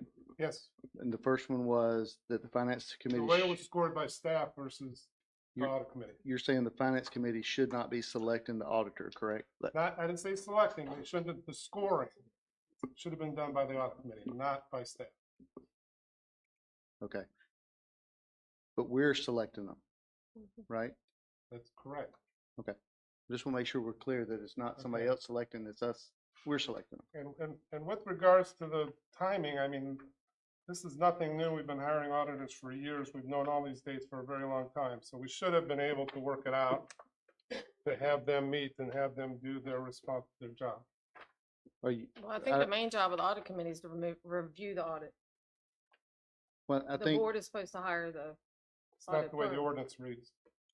well, so I'm missing, I think. Are you, is the problem with the staff or problem with the audit committee? The problems with the process that we've gone through to get to this point. I would agree that the process for setting meetings for the audit committee is not good, and that if anything, they need to be set at the beginning of the year, and that's it for the year, because as it is right now, I have to send out a poll, and that's a job itself. What other board sets out a poll? I was on Parks and Rec for a while and we didn't have a poll. Was that just something that they, I'm sorry, I'm asking Miss Christie a question, I think indirectly, because I know she does Parks and Rec, but what other board, I think we discussed this last time, we had a special process for the audit committee when we didn't have any process for the other ones. So maybe this is a good time, or at least to bring it up. Maybe they should have standard meetings. I think that was, quarterly or whatever. I think I remember getting an email from one of the audit committee members, and that was one of their concerns, was that they didn't ever know when they were gonna meet. And so they do want, I think they do want a set schedule, so I would That'd certainly be much better. think for that's me what as you need well. to do in the future, Okay. is that one. Well, that's Because several of them do have to come from out of town, I know, when there's meetings, and so they have to make arrangements. In fact, one has to come, I think, from Pennsylvania. Can we make a request that come back at the next meeting? Just have a set meeting for the audit committee? That way, Tom, it fixes your issue, right? I mean, the issue is the audit committee was totally shut out of this process of selecting or making a recommendation. Well, No, they Hold were. on, hold on. I'll make sure I get it right. Cause Tom, I hear your concern and I think it's a valid one. If what you're saying is happening, I think it's a valid concern. But you said they were shut out. Mr. Town Manager, I think someone just said you sent several requests out to have them meet. Yes, we sent out polls for 4 different days. I But- think it was 4. And, Right. and the response was 2. basically, hey, we've got jobs and we're doing stuff and we just can't meet. Yeah, and only 2 could commit to any one of those days, you know. But the bottom line, they're not shut out. We take suggestions from the audit committee of who we should hire. It didn't work out. We couldn't hire. We had this packet. The staff scored that. We had the ability to look. I looked at the same thing and I scored it the same way, as far as they were the midway for the price and everything, and they looked like the best right in the middle. So I scored them myself once I got my agenda packet. It just so happened my score goes with the staff score. But I don't think the audit committee was shut out. It didn't work out that they could meet and make a suggestion to the board. We have to move forward and pick a group. This is time sensitive. So I don't see where they were shut out. Maybe shut out's the wrong term, but did they play any role at all in this? It doesn't matter. The They board weren't, picks it. they weren't available to me. So they played no role. So I won't say shut out, but the audit committee played no role in the process of coming up with a recommendation for this board to who they should choose for as an auditor. I would push back on that a little bit in the sense of they were not able to meet. Now, if you want to conflate that to say they had no role, then okay, that's fine. But one of your concerns that you have is we had the same company doing it for the third. 9 years. Okay, We're at the end of this contract. right. And so I can see where, from the outside, I would see, hey, yeah, that's a concern. But we also, there are professional, this gets submitted to somebody else. This gets submitted to the LGC. And so if the LGC sends us a letter back and says, hey, you selected the same, is there any statute that says we can't select the same firm for 100 No. years? No, and there's actually studies that have shown that you get a better audit going back to the same auditor rather than picking a new auditor. And There's I- nothing to support. When I think I could see both sides of that, Contrary. if you're from if I would, let's say I don't trust the process, but let's just say I don't trust you, Daniel. You pick the same, this is hypothetical, by the way, but you pick the same company for 3 years in a row. Now, if I don't trust Daniel, or if I don't trust the process, or if I think this is in a vacuum, then yeah, I've got a problem. But if we've got several layers of people looking at the finances, including the LGC, including this auditing firm, which,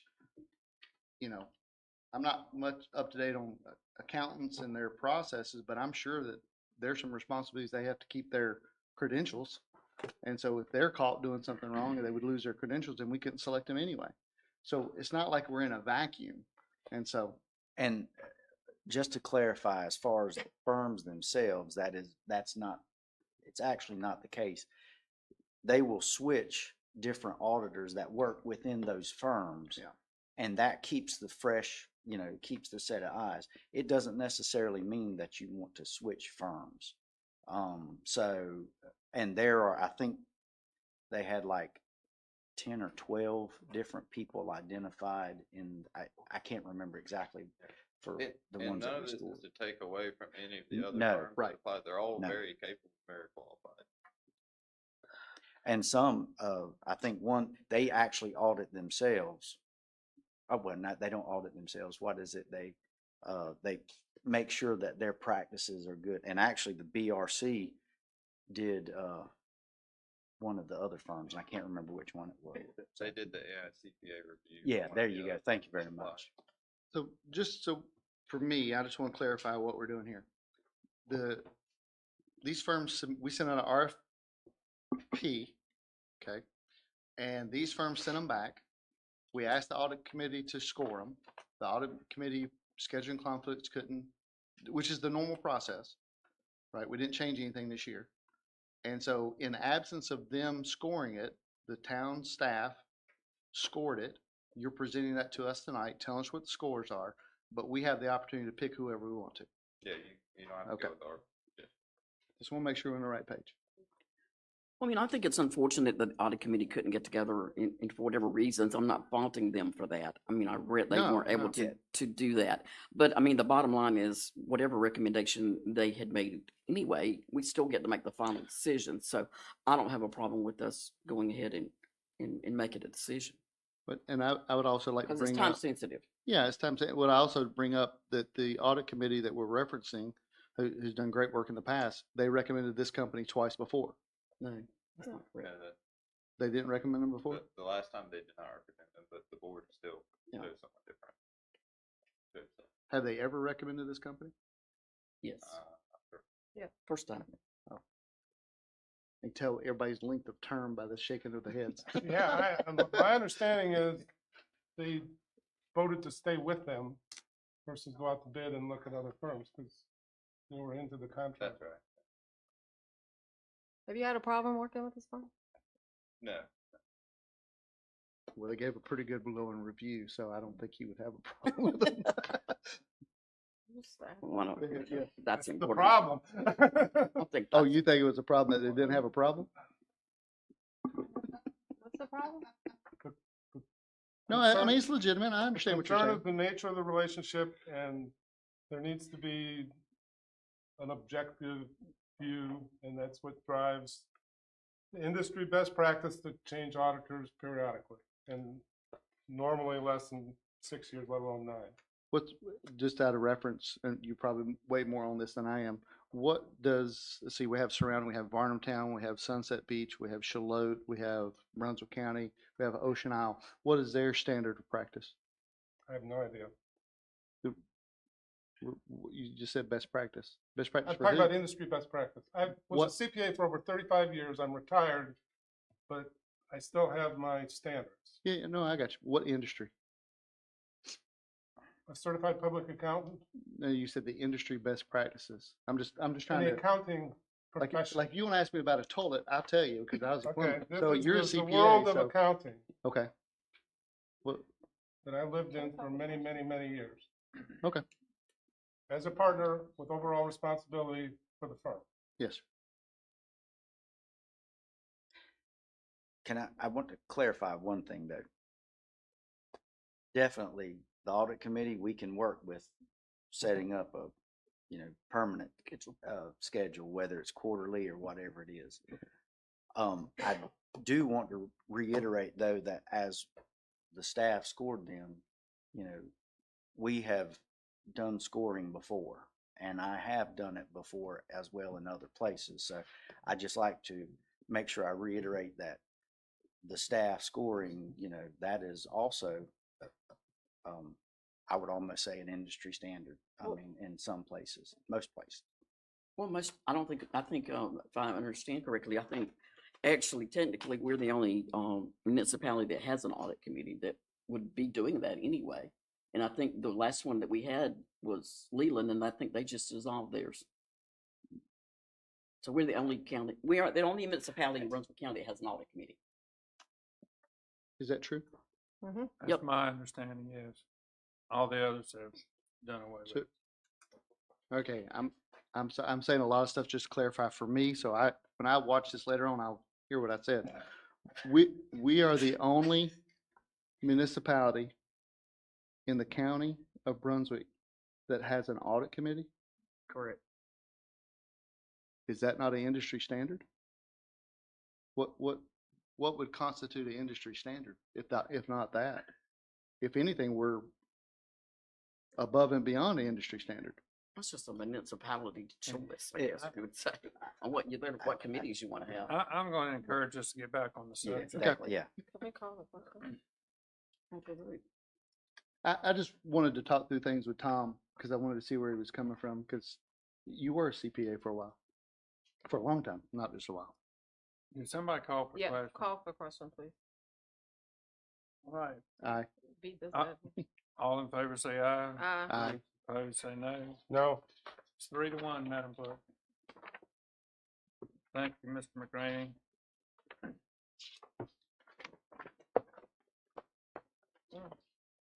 Mr. Chadwick, are you next? Yes, sir. I was getting ready to say I was just gonna sit in my seat, but I'll stand up.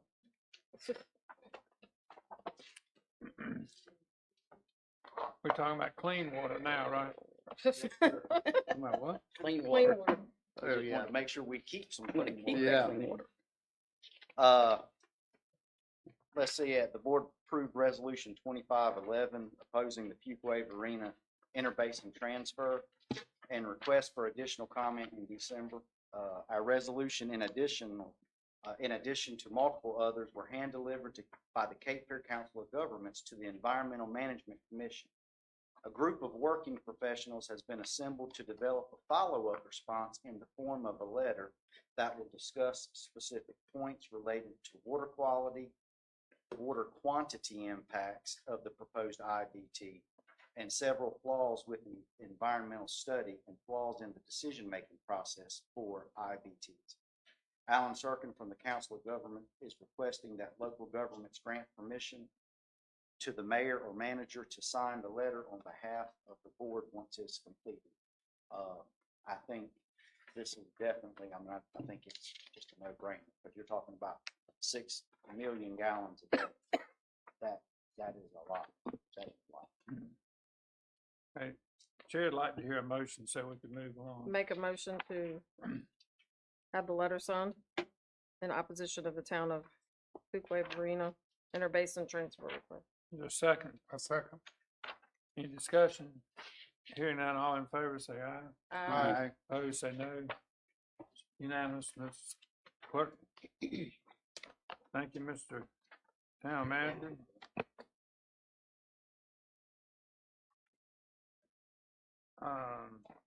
Madam Clerk, you ready to talk to us? We received 7 applications for the commissioner vacancy, so it's up to the board to determine the next step. I want to speak to the subject. I think we should, interview those 7 candidates and then make a decision after interview. You want to include any suggested time or method? Go ahead. I was discussing this and, the only time, only way, Are you seconding the motion? yes, sir. Okay. It was it? Oh, we didn't make a motion. We did make a motion. But Is I'll second it. I can make a motion.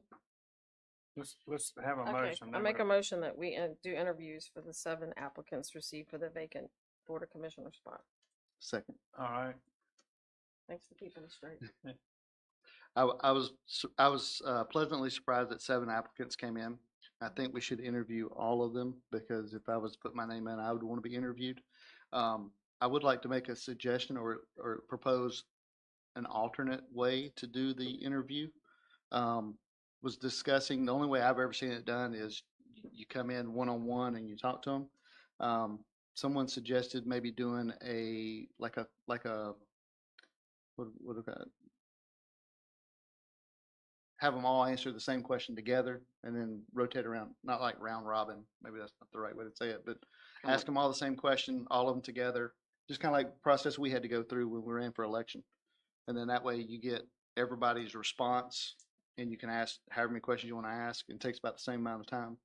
And it kind of puts them on the spot, just like we were put on the spot to answer questions that maybe we prepared the best we could, but I'd like to see that. I think that would be a different way of doing things. Would the commissioners consider voting on the motion? Then if you agree to do it, then you can talk about how you're going to do it. Sure. Would we talk about how we're going to do it tonight? I'm trying to get a motion saying that you're willing to do it. And then you can follow up and decide. The first thing you need to do is decide whether you're going to do it or not. Mhm. Does that make sense? Yes. thought we had a motion to. We do have a motion and we have a second. So Okay. we ready to vote? Everybody understand what we're doing? Yes. All in favor, say aye. Aye. Opposed, say no. So now we're gonna do it. Now, Gotcha.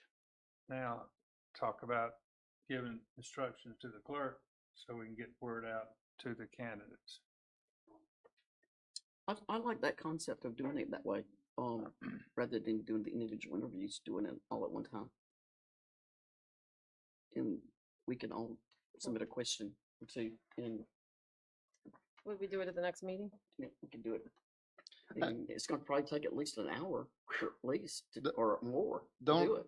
The only thing I don't care how we do it. I just don't want to decide the same night. I want Right. to have time, listen to the answers, and Right. then at least have some kind of a break between the two. Yeah, I think we talked about that last time. So I don't know if that's going to be a back date. Can we agree to approve them at the April 10th meeting, Approve what? or select them, or The do whatever we're selection. going to do? Yeah, but we You only got got to interview them before then. You only got No, I'm three- just saying. If we said that at the backstop, Yeah. But you only got like a month to. Can I get a clarification? yeah, You we're said the April 10th meeting Mhm. or the? isn't that our first budget meeting?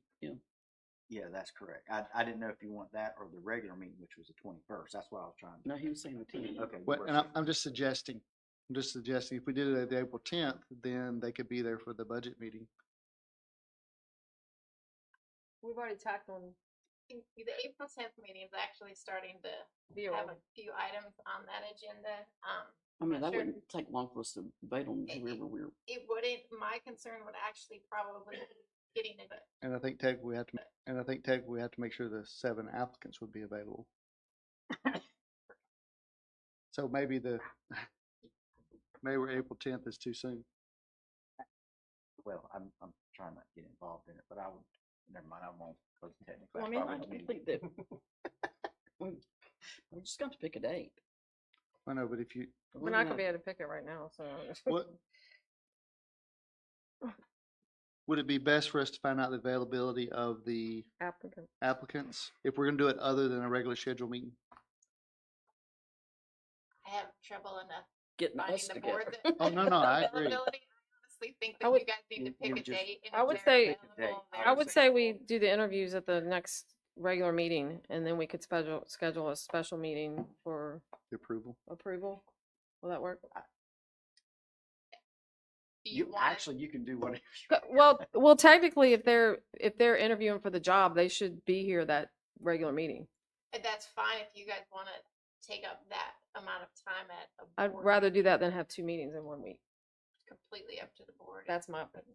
So you're saying just have them be here on the Have the 10th? interviews on, no, I'm just asking, I'm the just. regularly scheduled April meeting. Oh, okay. For We the already have too many 21st, things you're on the saying? Do the Yes. interviews on the 21st prior to the board meeting? Well, we can do it at 5, right? We meet at 5. No, we meet at 5. Yeah, we meet at 5. Is that what you're saying? Just at the and not doing a special meeting before then? Well, we've had special meetings at 5 before and pushed them. We usually do it at like 4:30. We're gonna do it like that. You're not gonna get 7 interviews in 30 minutes. Yeah. How about 4 o'clock on the 21st? I cannot do 4 o'clock. You know, 4 No. o'clock, okay. I'm lucky to get here at 5. Can we push the meeting back to 6 that night? Yep, we can do that. So the board meeting, The regular meeting? I would have to do a schedule change to change a regular board meeting. I mean, that's doable, but we'd have to approve a schedule change and we'd have to meet to approve a schedule Well, change. 4th one. Can we I all mean- agree the 21st? Yes. Okay, so we've got one part satisfied. So what time you gonna do the interviews? In the meeting, before the meeting, after the meeting? Can't they be done in the meeting? I mean, if you guys are if you were planning on pushing this meeting back anyways, just do it at the regular board meeting at 5 o'clock and we'll just go with That's the what I agenda. Just add it to the regular agenda? Yeah, Yeah. that's Okay. what I would Alright. suggest. 21st, regular meeting, interview to be held. The meeting time, regular meeting time is still gonna be 5 o'clock. And then Then you we'll deal want- with, and we'll- no selection that day. We'll do that at one of the future meetings, correct? yeah. So, Okay. but we still need to decide how are we gonna do it, like submit questions or whatever? think the staff can,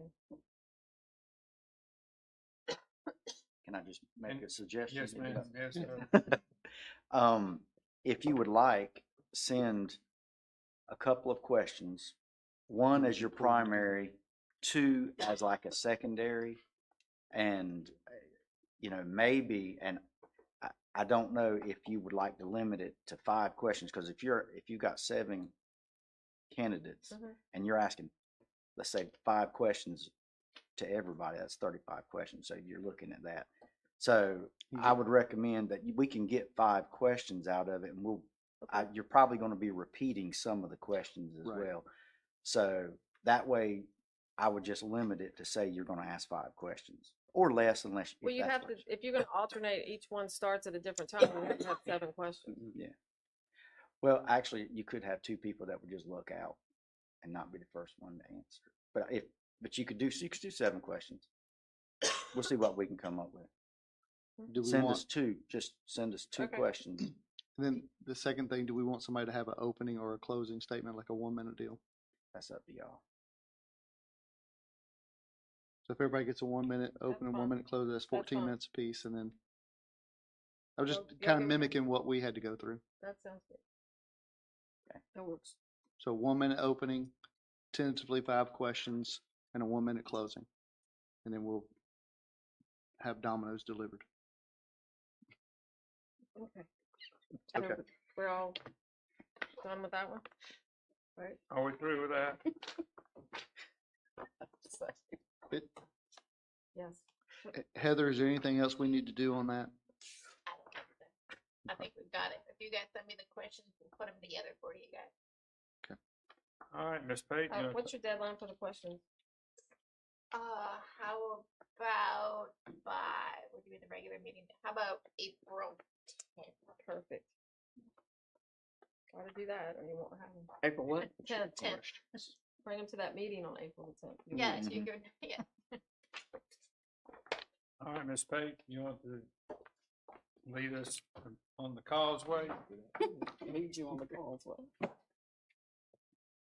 I think you should all have in your packet a copy of the Holden Beach Causeway Corridor Study that Mr. Lynn was referring to earlier.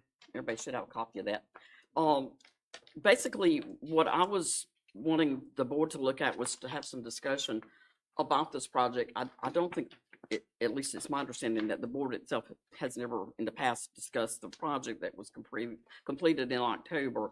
And it was done, of course, in collaboration with the Brunswick County GSATS group, who were charged with doing the study and having it completed.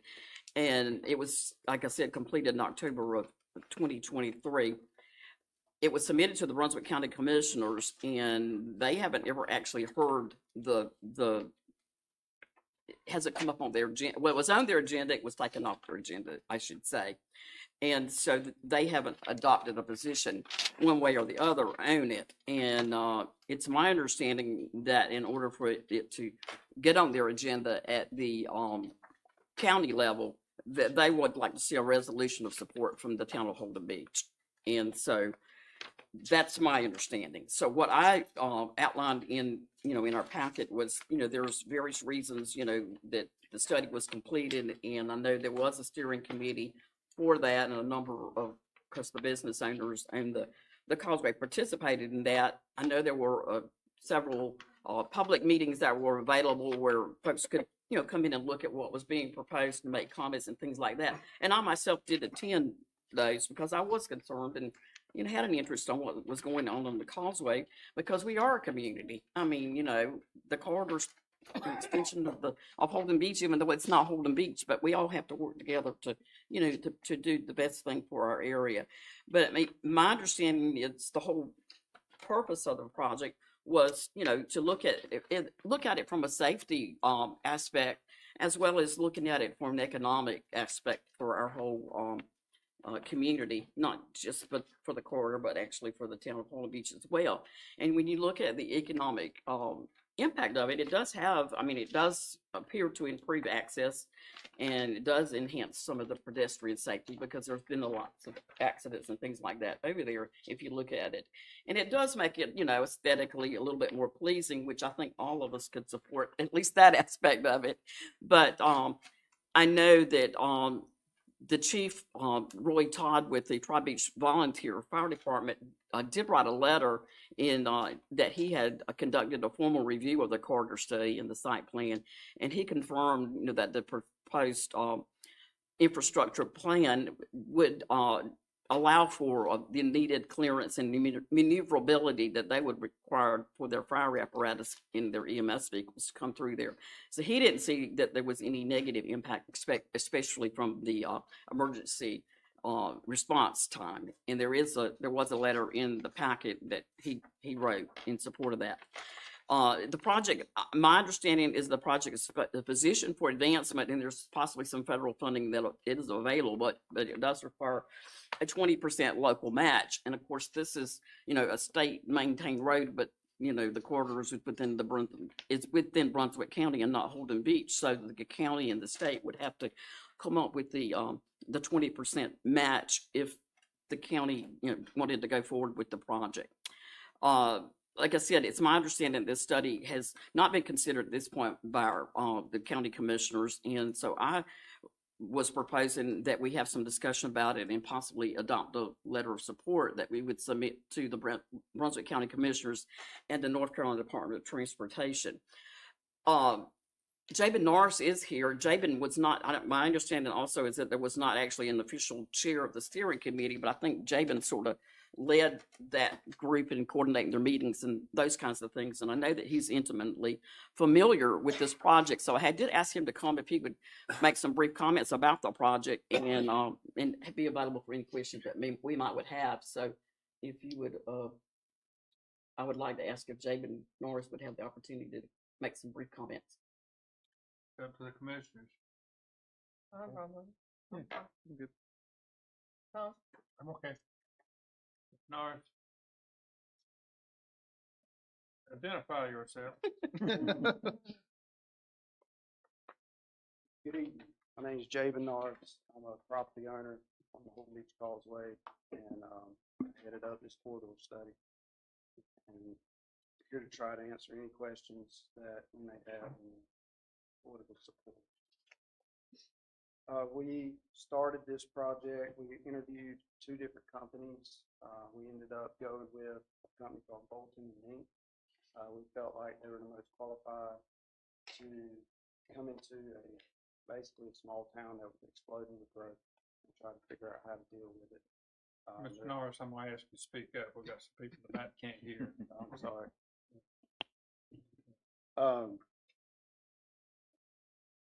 The safety is a big concern on the causeway, and keeping up with the economic part too, with basically competing with all the beaches around us. We are a tourism economy, and that is something that is changing a lot, and we need to keep up with it. But I wanted to point out a few things in the study, if you would go through it with me quickly. Starting on page 22.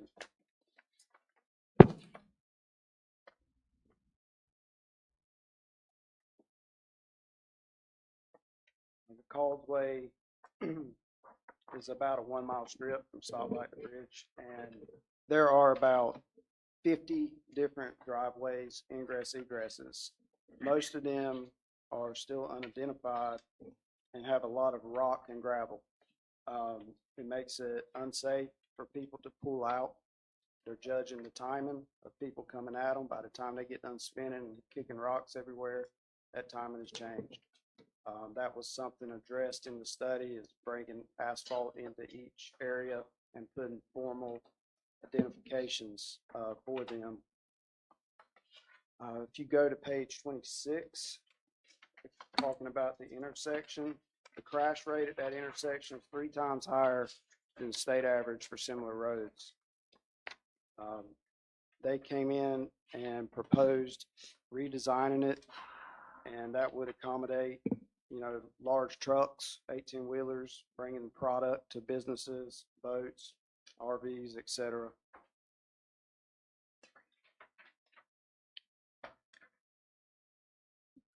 Go to page 31. The causeway, Holden Beach Causeway, is very unique. It actually has 3 different widths. So at the stoplight, it's way more narrow. Then another section gets a little wider, and then the last section is a full 150 foot, which is very wide compared to other causeways in the county. This right here has made it difficult in many ways, including not only the driveways and identify them, but creating something unified that is safe for everybody.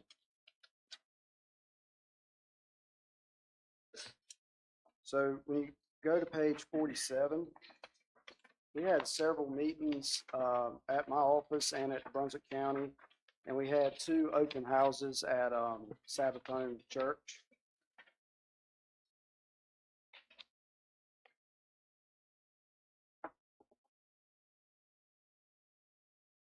And all business owners and property owners were invited to join. Bring their concerns for their unique businesses, and you have to look at it. And actually, the next few pages has some zoomed in parts, but particularly some designs were modified to allow businesses that required a large truck to come in weekly, and businesses that catered more to trucks pulling trailers, boats, etc., to have oversized parking areas. So there are a few designed throughout the design here on page 47, where, for example, the hardware store, they have a truck that comes every Monday. So there is a oversized parking area there that would allow for a truck to park there safely, unload the product, and not disrupt the chain of business. There are more, particularly the Rod and Reel Shop had concerns about that were very justified. So they put 2 lanes there going across about 3 lots. So that's about 150 foot, 2 wide, to where people could pull in, park, and do business, and then carry on. There's also a similar model that is put in front of the Beach Mart across that front there.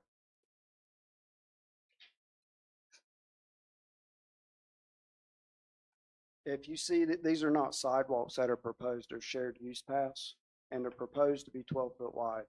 We went back and forth with what would be proper, and we felt like that if you've got someone pushing a baby stroller or somebody in a wheelchair going down the causeway, this would allow for somebody on a bicycle or jogging or rollerblading to safely pass by them, where they could also stay off of the highway with cars, but also have their own place to do exercising and commuting, but not disturb, someone that's pushing a child or has a disability. They also incorporated crossway paths to make safe areas right now.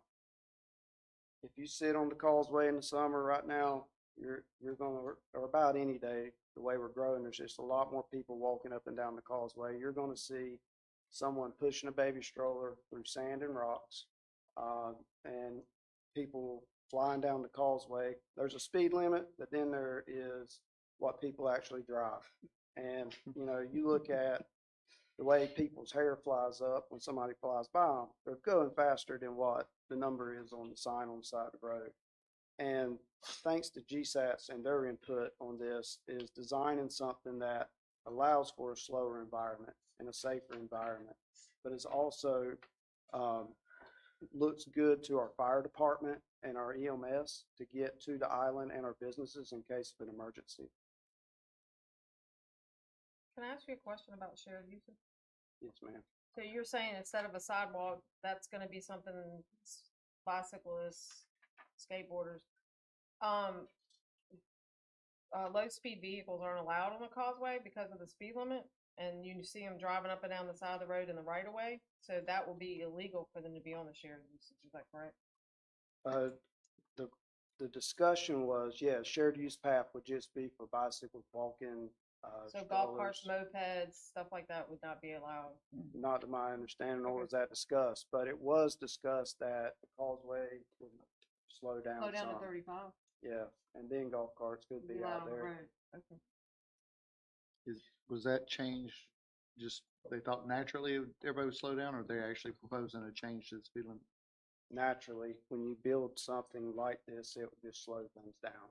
Okay, so unless the speed limit was changed, those vehicles wouldn't be allowed. Well, you might have to slow it down, I'm not sure. Okay, But the causeway would slow down a little bit, as it would in a walkable, vibrant area. okay. But it also allows passage for a fast vehicle in the need of an emergency. Thank you. The shared use paths on both sides are proposed to be 12 foot wide, and then a vegetation buffer of 8 foot to put some beautification down the causeway. The parking, the angle parking was the way to get the most parking. And that was a concern to people. And you can see in the study, particularly on page 53,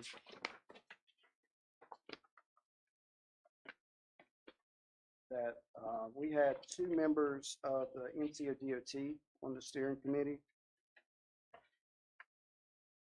And they had just, at that time, finished a project in Cary where they did reverse angle parking. And it went very well. And the increasing amount of cameras and everything on vehicles made it a lot easier. But basically, you take angle parking, flip it around, so people backing in, so whenever they go to get in their car and leave, they're driving out, so they can easily stop and look to make sure that there's not anybody speeding or coming at them at a speed that would be unsafe for them to pull out.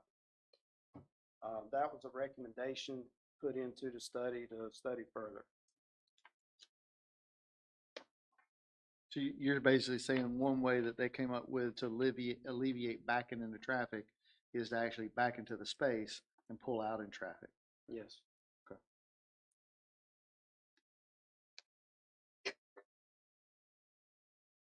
One thing I want to point out is, I mean, there is a lot of buildings on the property line in the causeway. More than that, there's a lot of signs that are in the right of way. That's no secret. All right. The county was very open and vocal that they would like to make the causeway a special zoning district and have the property owners involved to address this. So, example, somebody with a building on the property line, they're concerned, okay, if my building burns down, I'm gonna have to go back. And what's that gonna do to my property? But under a special zoning district, it could allow them to come back and build in a non-conforming way back where it was. We had 2 people on the committee that were in the county to address that part of it. There wasn't any definition of exactly what that would be, other than they want property owners to be involved in creating that. So did they actually approve the special zoning district or no? That we never got to that part. That would be like the next phase of Okay. this, is getting into Gotcha. going through this study again with a fine comb and making sure that realistically, if there's more changes that need to be made, which happens a lot of times from the time it goes to paper to the road, and also creating a special zoning district. And Brunswick Electric, an engineer forum, also made a recommendation while they're doing it to go underground with the power.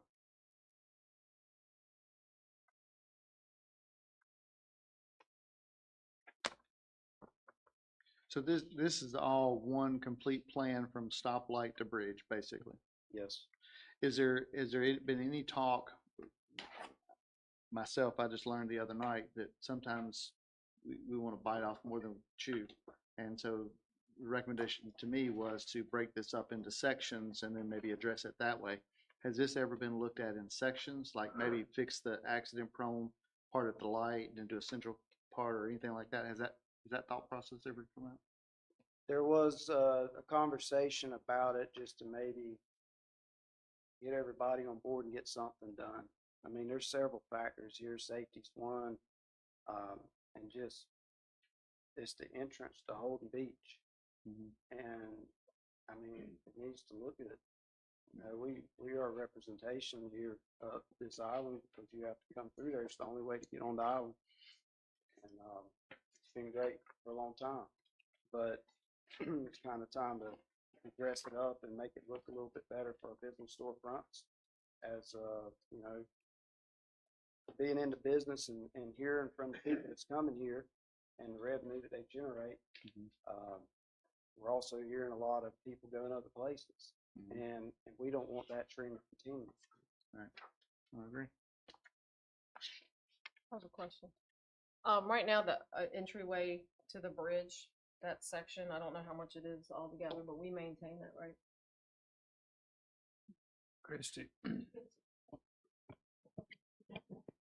Landscape and irrigation at the base of the bridge is in your B part budget. Is that area included in this plan that they're gonna, at the base of the bridge, was that included for the county to, because they don't do anything with it now, so the town itself pays for it, just because it looks terrible. if I'm we not don't. sure if we got there. We kind of got stuck on the parking and some other stuff, but, you know, just signs in the Yeah. right of way and things like that. But I mean, this project goes, is part, NCDOT was involved in their jurisdiction, which that is part of it. Okay. I had another question. On the property ownership part, this large purple area, did the county taken into any consideration that if they put parking over there, What page are you on now? the property ownership, that big parcel of land off Holden Beach Road? So the second open 20. house we had, Parks and Rec did come with a concept that they had proposed to do there one day. But the good thing about that was at the corner there where the marathon is, they were going to wrap the shared use path around and go to the park and provide parking there as well. Because I think one of the issues that was brought up earlier is about people parking, free parking there to take one vehicle over. So if the county would make use of this, certainly some parking and shuttle some people over, that's gonna take a lot of the stress off that area as well. It would be a great time to finally get that Yeah. going. But is that part of this plan though? It's not. No, the That only, is- if you look on, I think page 47 had the drawing. Let's back up a second. Page 47.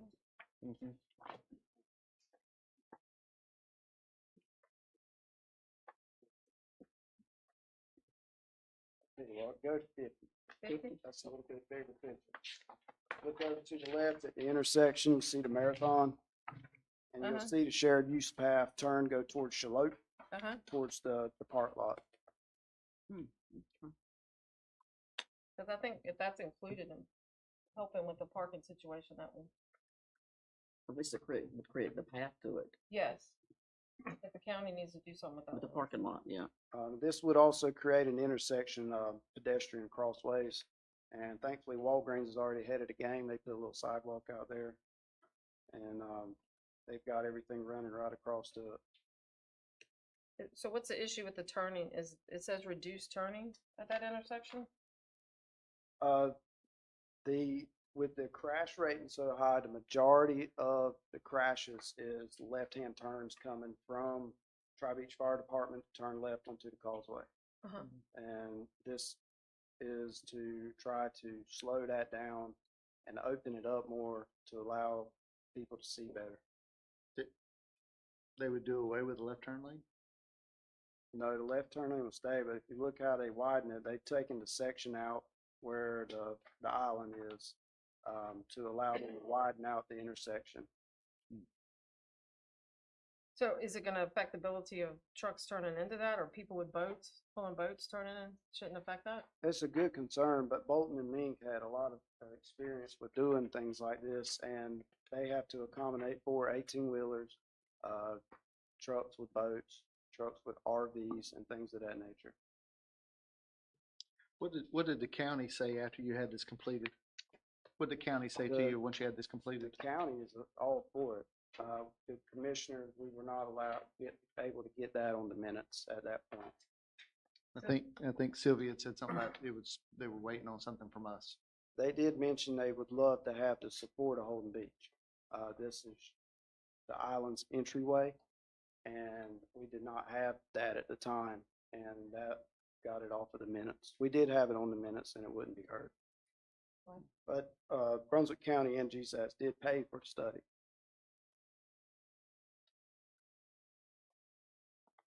Are y'all still trying to get it back on with the commissioner?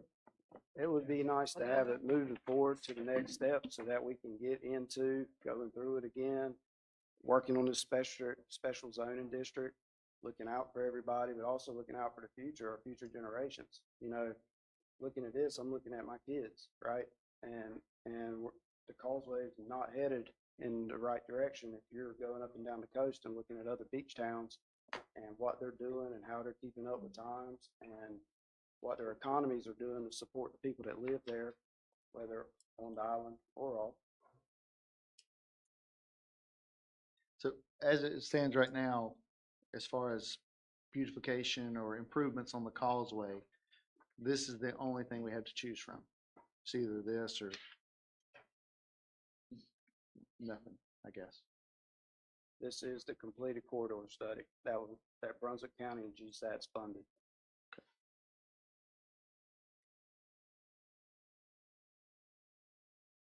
Do you feel like, did the majority of the folks that own property on the causeway support the effort? I mean, I know you're not going to ever get 100% buy-in, and that's concerning. I mean, if I was a business owner over there, I probably would be concerned too. I'm not a business owner over there, but did you feel you had the majority of the support? I don't have like an official vote, but yeah, I'm gonna tell you more people do that don't. I think also the smaller lots would benefit from the public parking. Right. I mean, if you're trying to run a business there and you go by today's code, you can't put any parking on these small lots. But if you've got public parking, people can get out and walk to the businesses and enjoy the causeway without, you know, walking into sandspurs or tripping and rolling their ankle or whatever you get into now. So ultimately, some of the businesses I know that are closer to the road, ultimately it would impact their parking where they park right directly in front of their business. But by having the public parking, it would give them technically more parking. They would. I mean, the customers are going to have to walk further. They're going to have to walk around, and it's a walking environment. Yeah. And I mean, there's studies out there that show that when people are walking by a business, they're more inclined to spend money. That's true. And that will help us ultimately in our economy part of it. But then they can cross the road and walk down the street safely to other businesses without having to worry about, you know, their children or just at my property. I mean, watching people try to cross the road in July, they don't cross the road, they run. And sometimes it's still a close call. It's like progress. But and I mean you know, and these are families. Yeah. You know, these are kids. You know, and it can be better than that.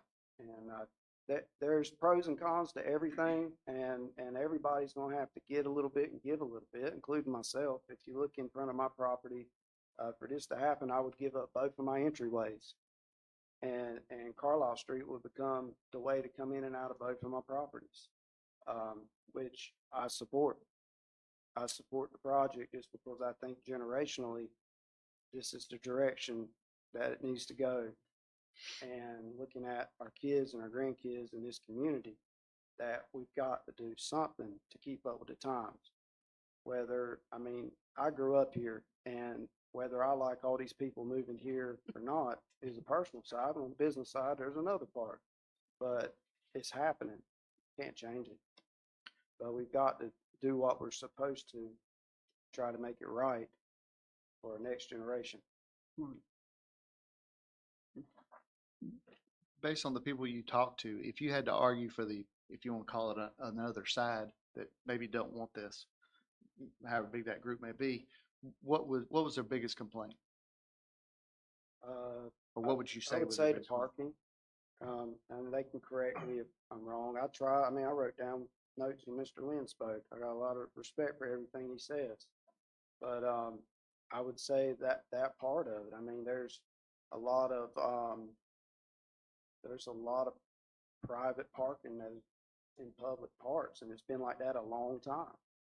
But this would create those areas to be genuine public property, public parking.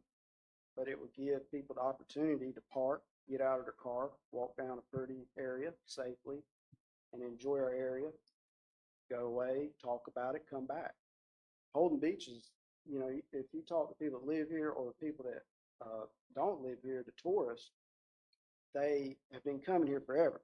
Talked to so many people. My grandparents brought me here, you know, when I was growing up, and that's good memories and safe memories, and those are the things that we need to do something in this way here to try to keep to deliver that.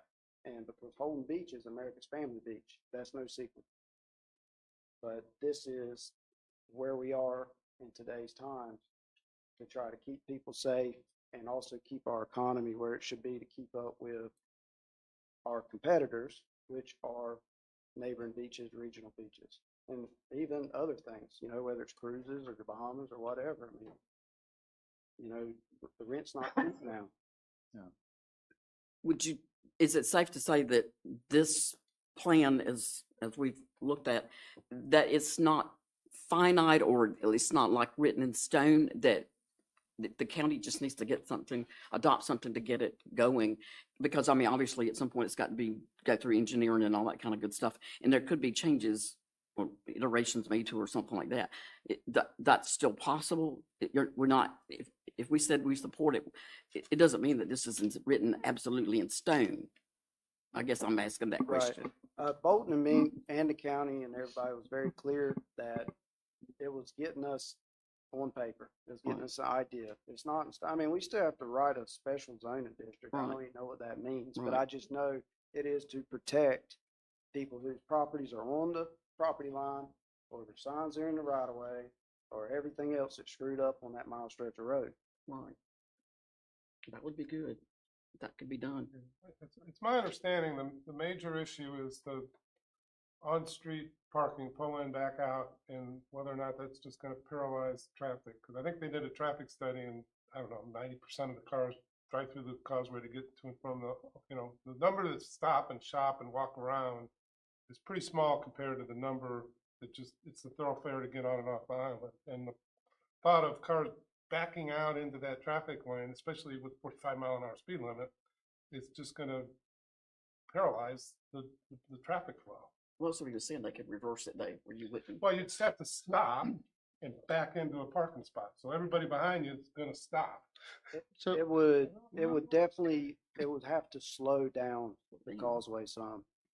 But the only time, I mean, as far as paralyzing it, I don't know the answer to that. But on Saturday afternoon, it's paralyzed. It's paralyzed. Yeah. I mean, that, you know, But it would have to slow down. I mean, whatever the speed limit is now is not what people are driving. And there's some people that probably don't want it to slow down.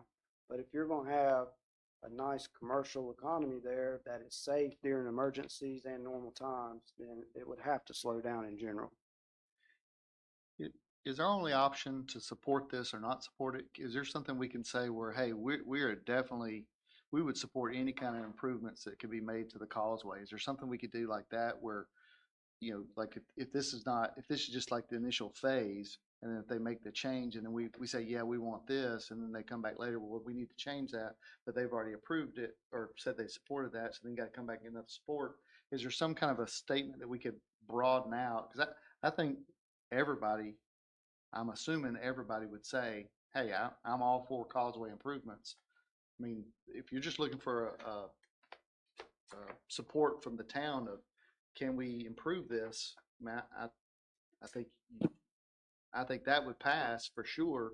If we tie it to a specific study, do we have to do that, or is there somewhere in between we can do something? I don't know the correct answer to that, but I would like to comment on it. Yeah. I think we need your support to get our county to pay attention. They're more worried about what D.R. Horton's doing, and not just mile strip of road. All right, and it's basically going to probably sit there until we get somebody like y'all to say, we need to help these guys. All right, and you know, this study is phase one or whatever you want to call it. It does need recognition, or else you're going to go back to square one. All right. There's a lot of things that are right on it. All right. And the things that can be tweaked, it just takes people that own property on that strip, come in and let's do it. But we do need you to please recognize it, and we need it supported. We need the entire project to be supported. There's much more than just this document here. Again, special zoning district, and hey, support us. The engineer on Brunswick Electric said put the power underground. We'd love to see that happen. Support the whole thing. I mean, however you feel comfortable to do it in your position, we appreciate it.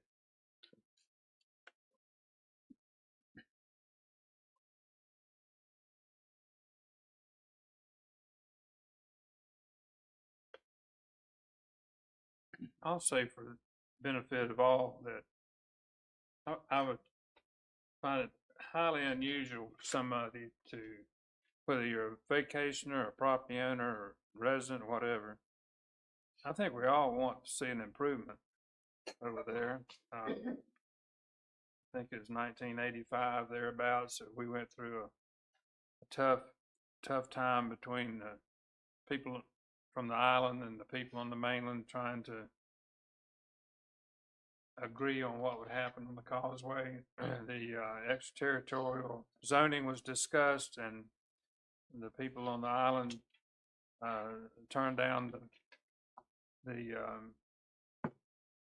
concept of having anything to do with the causeway development. And so it sat dormant all these years, and county zoning is the only policeman of the causeway, so to speak.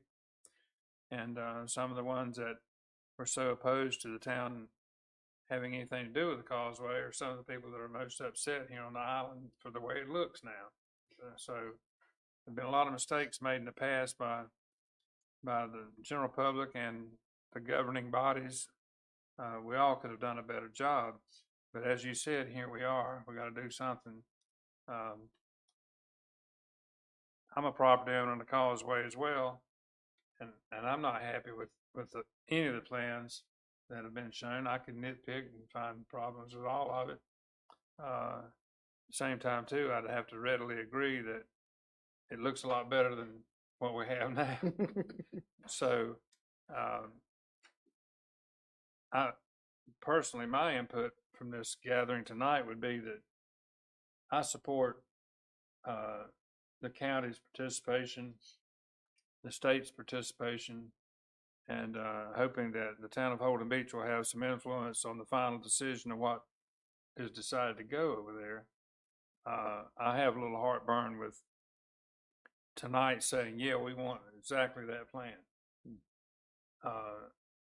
I would support the concept, but I'm not, if I were a voting member tonight, I would say I'm not ready to vote and say that's exactly what we want when we're going to get it. I also know that my understanding that Brunswick County requests for budget items, I was told today that $47 million more than what they had planned to spend for the upcoming year. So I don't know how much money the county's going to have to put toward this project.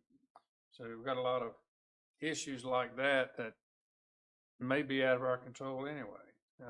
But I agree we've got to do something.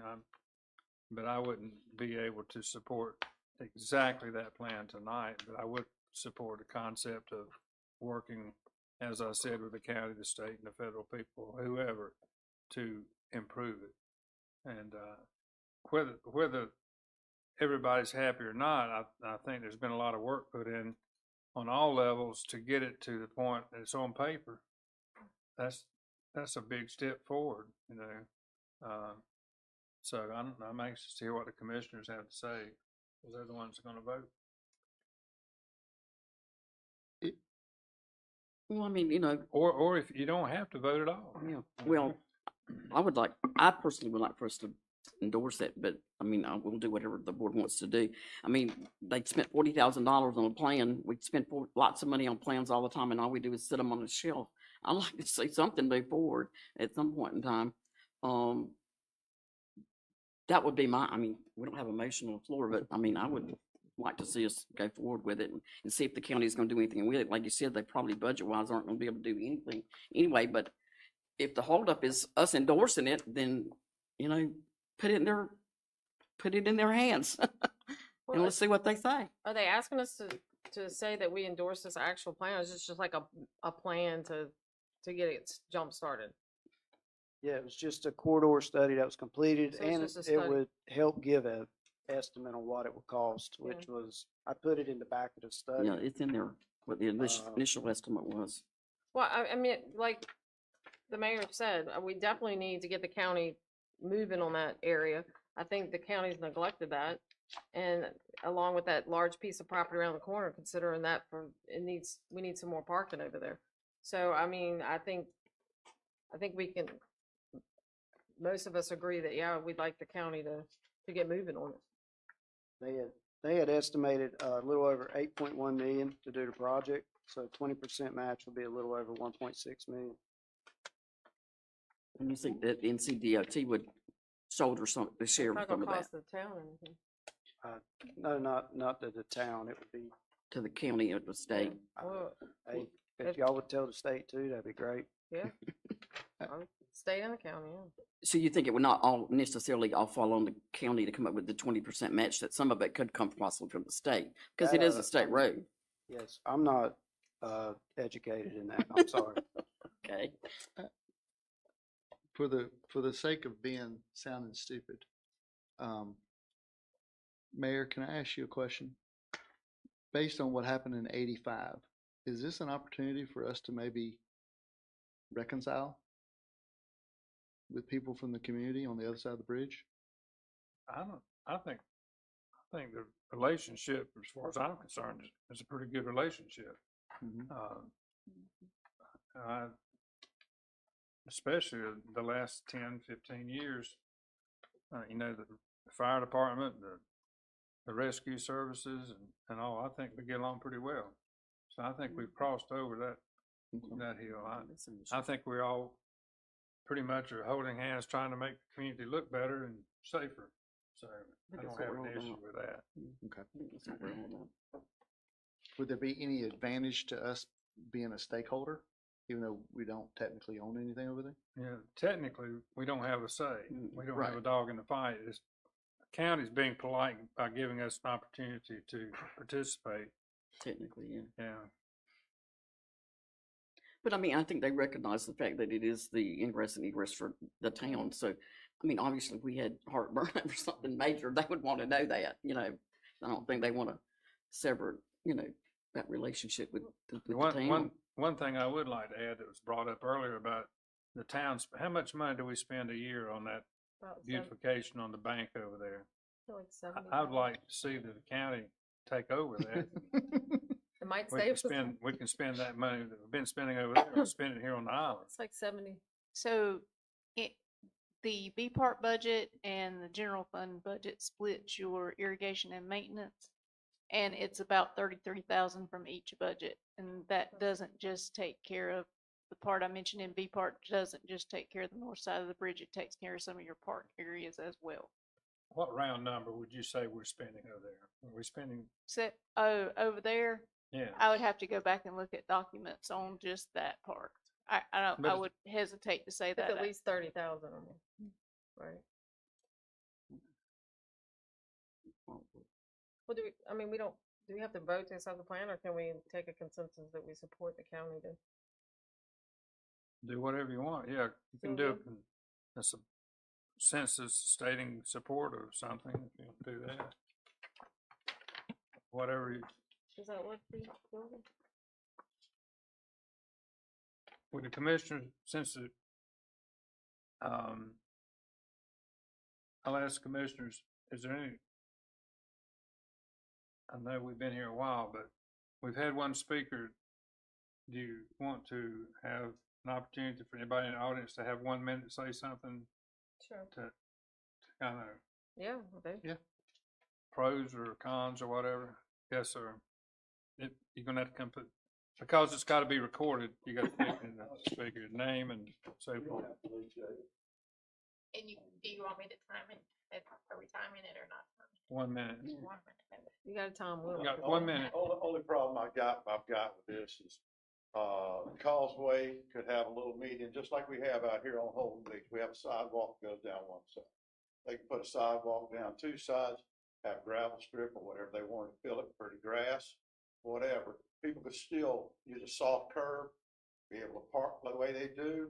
In a few years, maybe 10, 20, when all these small parcels, these non-conforming structures, once they get bought up by somebody and somebody thinks it's worth building a brand new $1 million building up there and sit around and sell something out of there, then that would be great. But for the time being, you know, a sidewalk on each side would be great. And you could still access everything like we do now. Most of these businesses, Robinson's Hardware has 23 parking places. They will lose 17.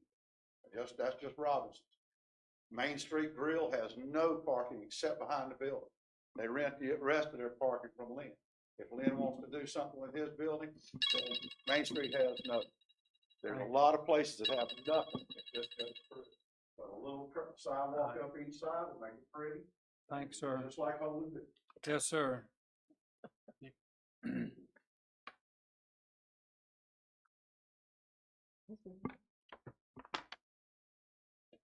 I'm confused when I hear some of this.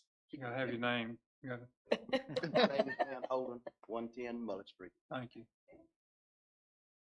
We heard this in the meetings. They said you're gonna have so much more parking area with this corridor.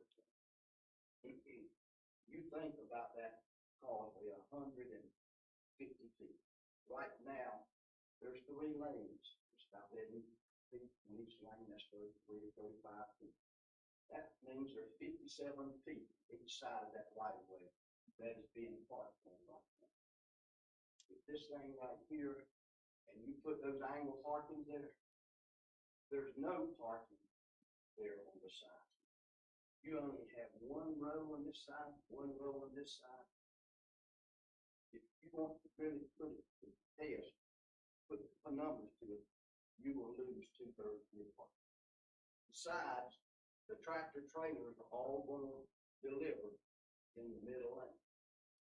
When you're trying to back out, the middle lane is sometimes going to be full.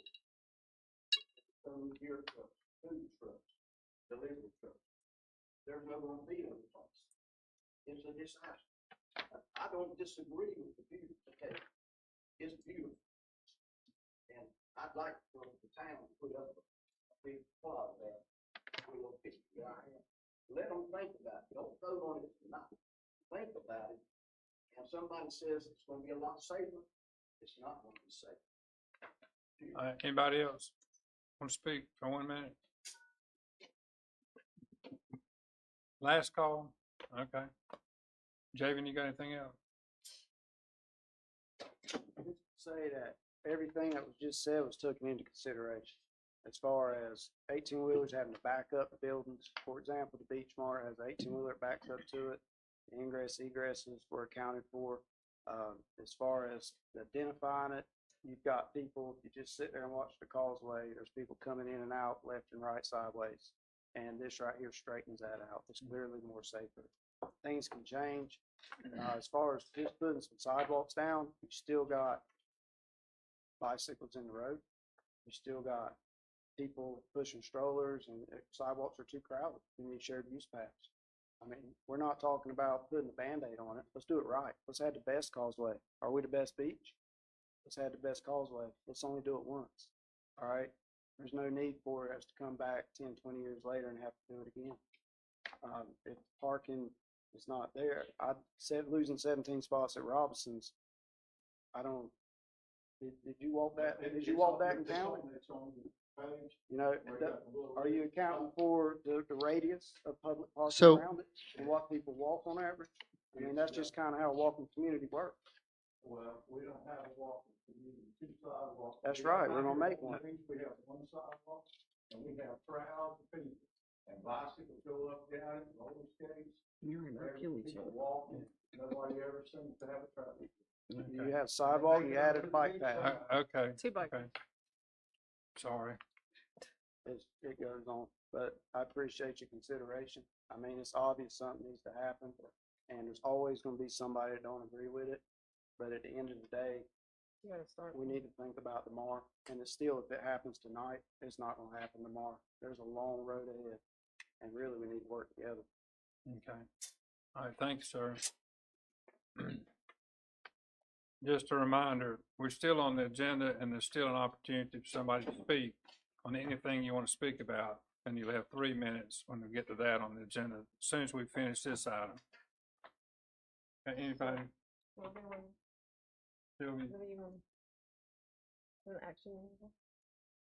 I mean, I would like us to take some sort of action on it. I mean, I was proposing that we adopt the resolution, but I mean, I'll make a motion that we adopt the resolution in support of the Holden Beach Causeway Corridor Project submitted to the Brunswick County Commissioners and the Secretary for NCDOT. As presented, the As, way, yeah, the study as was presented. you just accepting the resolution and the study. We're not saying that we're doing that plan. We're saying we're That's what you're saying. that's what you're recommending saying. that we You're saying support you're accepting that that plan. study. Okay, we got a motion. Did anybody second it? If you don't get a Oh, second, we move oh. on. I mean, it's a plan and it needs to move forward, I think.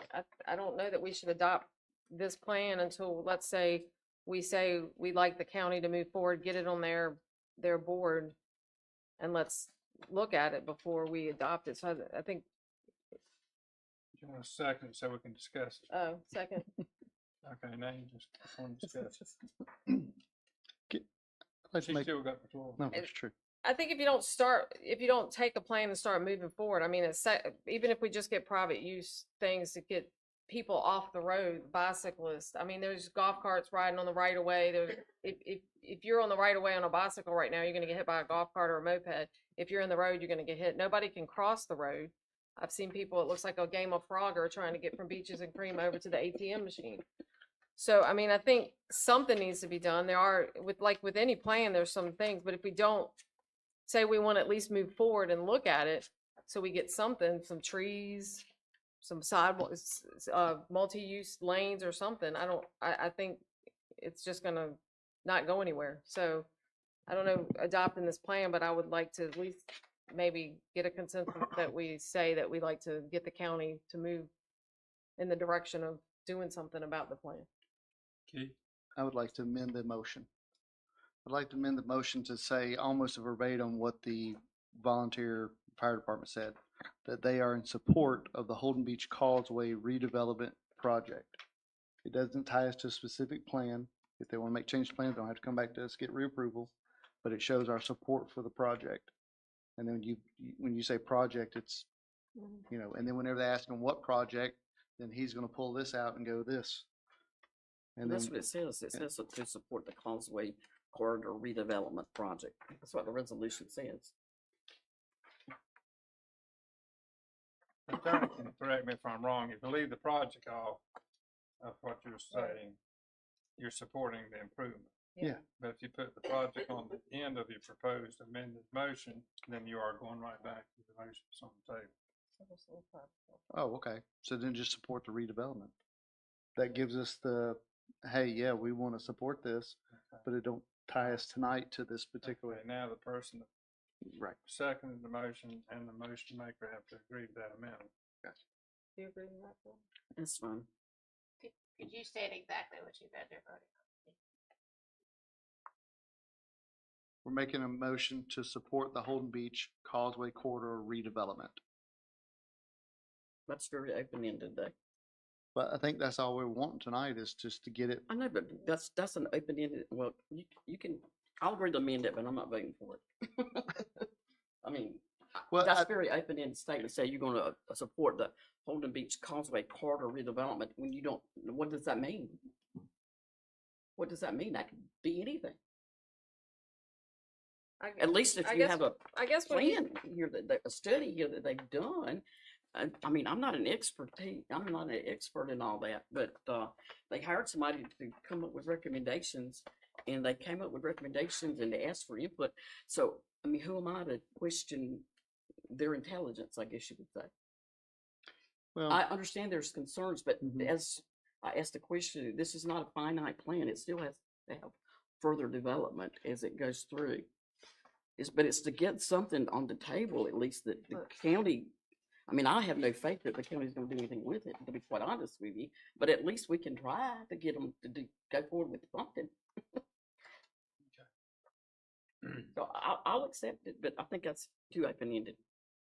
I mean, that's John, just, are you in agreement with? I the I want to amendment? keep it moving. I know there's opposition to accepting this exact plan tonight, as opposed to if we're not going to accept the plan tonight, I'd like to at least move forward with the idea that we want to do something. Okay, so the motion is considered amended. So now you want to talk about the amended motion? You want to vote on the amended motion? I don't know, What do you want to do? I mean, it's a kind of a general, what is the? what is the motion? To support the Holden Beach Causeway corridor redevelopment.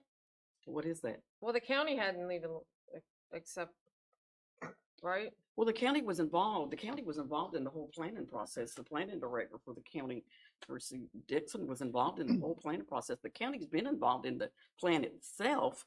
It just hasn't been presented at the commissioners meeting for them to discuss it. from my understanding, what Mr. Jabin is saying is that it needs something to get it a little bit of oomph at the county level. And I think that if we support the corridor redevelopment, I think that would give it enough oomph. If it doesn't get enough oomph, then come back and go, hey, that just wasn't good enough. But I mean, if the county was already involved, then, and they just need a little something, and I don't know what the objection was at the county level, but But I mean, if you're asking the county, going to the county to say that we're gonna support the Holden Beach, corridor redevelopment, then they're gonna come back and say, well, what exactly are you supporting? We just spent $40,000 to do a study. I mean, here it is. I mean, so I guess I'm confused. Tom, you, Well, I mean, yeah, it's, we're kind of out of order here, but the motion on the table seems so watered down, I don't even know what it really means. You know, we're not ready to decide. It seems like everybody's at the same point, which is, I really want to do something. The causeway has a lot of room for improvement. We got to make it pretty, but not this. Or not this as it stands. And, you know, maybe we just table it until, Suggest they do another study, I guess. well, I don't know how you know, I don't know where you go from, the parking problem's a big problem. And I don't know how you get it to go Well, away. I don't think that we're tabling the study. I'm just thinking that there's room to move forward, and there might be some changes that need to be made, and we're not necessarily the ones to make the decisions of what that change is. It's the property owners on the causeway and all that, but I don't think by what he's saying is we're supporting the plan to move forward. I don't know that until the county and the property owners and everything get together. We're not saying don't accept the study at all. I think it can be, I just think we need to let the county move forward on the study and not us say the final. I'll say it this way, since we're kind of dancing all around. I definitely want the causeway to be improved upon because I own a house over here and my kids, they've played Frogger on the road and they're really good at it because they're still alive. But if you want me, a licensed plumber with a birth certificate, to say that I approve this study, I can't get there tonight. But if you want to say, do we need to improve it? Then I am 100% for that. And I think that that parses the line that the work has been done. And I think that we can say that we want to support the redevelopment and 100% stand behind that. But just because we don't say that we want this study doesn't mean they can't use the study. They can do whatever they want to. It's their property. It's not ours. We're just saying at the end of the road, yeah, we'd like to see it redeveloped. And I think that's what this does. And it gives us like pretty good standing to stand behind it. And then you know, as Jamin said, if they come through here and they do the special assessment district and this has got to move a little bit, they got to do another study or something, we still have the option to support that. Mr. Mayor, can I say something real quick? Yes, sir. And I know because we're talking about doing the project or supporting the project, supporting redevelopment. And this is just going to be a matter of just changing a word, but this, adopt a resolution of support for the redevelopment of the Holden Beach Causeway corridor. That way you're supporting the redevelopment, but it may not necessarily be this plan. That's totally up to you. I'm just trying to, because it sounded like that's what y'all were, I heard different things coming from different tugs, and so But we don't have a resolution for that. or you can just, you don't even have to say resolution, you can, you know, you make a motion to Letter of support, support? yeah, Yeah. exactly. Yeah. For the redevelopment of the Holden Beach Causeway corridor. Does that give it specific, is that more specific for you, Tom? I think I was one of the No, ones it's that still paid for being, it. Well, I'm starting down the line and working my way Oh, back. excuse Nice general statement. I don't know that it's that specific. That's my problem with it, but whatever. I guess that's. I mean, my and I even want, do we need to even say it? I think everybody here has already said. No, two times we I wanna agree, improve we the need to process. say it. I agree, we need to say it, because it hasn't been said, and it's been a question that the counties came back, so well, we don't even know if Holden Beach wants you to do anything. And so this puts it on the record saying, yes, we support the redevelopment that you were working on for the causeway. So I believe it absolutely needs to be said. I don't think we're just scoffing over something. We absolutely need to support them redeveloping that over there. If the counties ask for that, I think at minimum, we need to do that. Okay, let me see if I can get us back in order. If the motion maker and the seconding party will agree to withdraw the motion, then we'll attempt to get the wording that town manager proposed. Yeah. Is that okay? Yeah. Okay. Is that all right with you? Second, yeah. second person, all right. So the motions are off the table. And now we're gonna try to consider, Mr. Town Manager, would you read what your suggestion was again? To And then I'll compose, try to get a motion. and actually, I'll just say to compose a letter of support for the redevelopment of the Holden Beach Causeway corridor. Is that specific enough? And I mean, I guess, you know, that's plain as that. I don't know how much more specific you would like to get, so. well, Can we get a consensus on that? is that gonna be a motion? Well, if I can get a consensus. Yeah. Either way you wanna do it, you wanna make a motion and Well, it's second, Sylvia's, vote on it. it's Sylvia's agenda item, so. That's fine, we'll do it. I'd rather do a motion. Okay, well, you wanna make a motion? So we're gonna do a letter of support that's gonna be submitted to the Brunswick County Commissioners saying that we support the redevelopment of the Holden Beach Causeway corridor. Got a motion, I second it. I mean, that, motion made, seconded. Any discussion on that motion?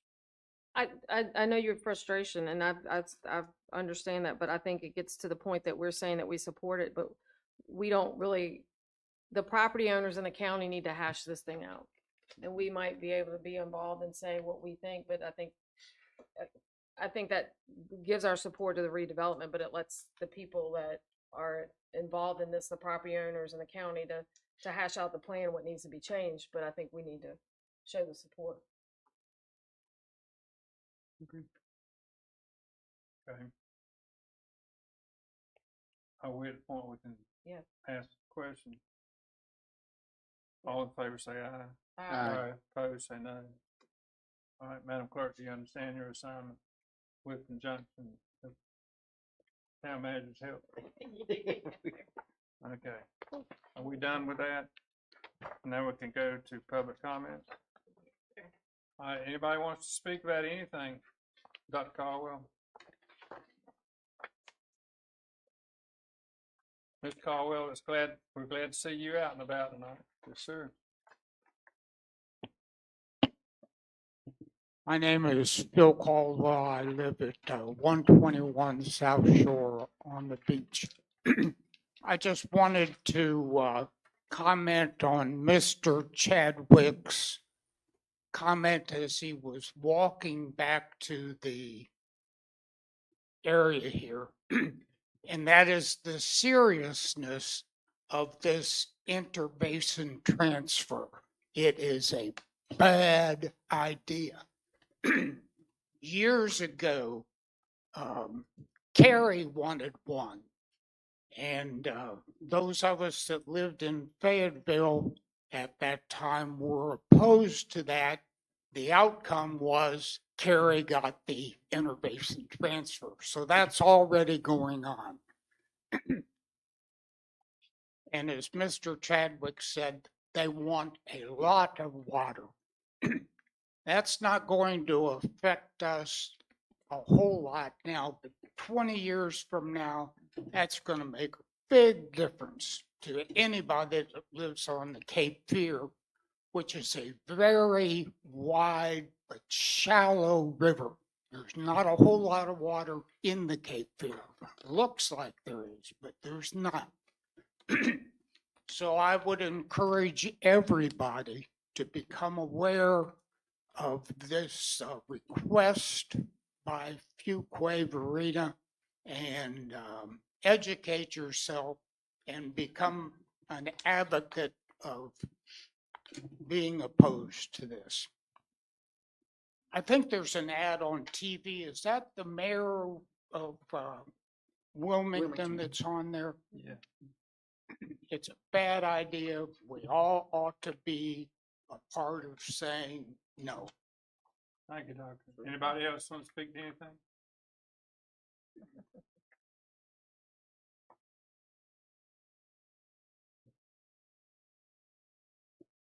Will Carter again. I just want to beat a dead horse a little while longer.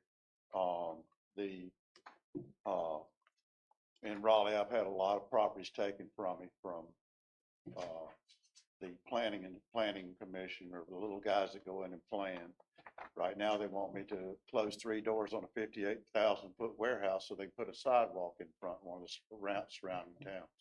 When I moved down here in 2003, I had to sell my house, one of the only ones on the Neuse River with a dock and a boat, and so they could put through a greenway trail. We're from the government. We're here to help. One thing you need to remember is that's the corridor to get onto this beach. They model it after Cary. They model it after Apex. They model it after Southport. Those are all dead ends. We don't have thousands and thousands of people coming in on Saturdays down through Main Street in Cary or in Apex or anywhere else. So before you start thinking about letting them put parking places there and slow down the flow of traffic, just remember what it's like to go down to Southport when something's going on and try and find a parking place. How slow does the traffic move through there? You don't see them putting any of those things on the way to Oak Island. You don't, and you see the policeman standing out there at Ocean Isle trying to direct them around the roundabout because nobody's stopping. So when you think about these things, think that this is a main corridor. This is not some quaint little, and so I just hate to see it slowed down to a 20 to 30 mile an hour because we're already backed up to Ludlam's on a Saturday. So I just like for you to think about that on any plan. Anyone else want to speak? Ms. Price?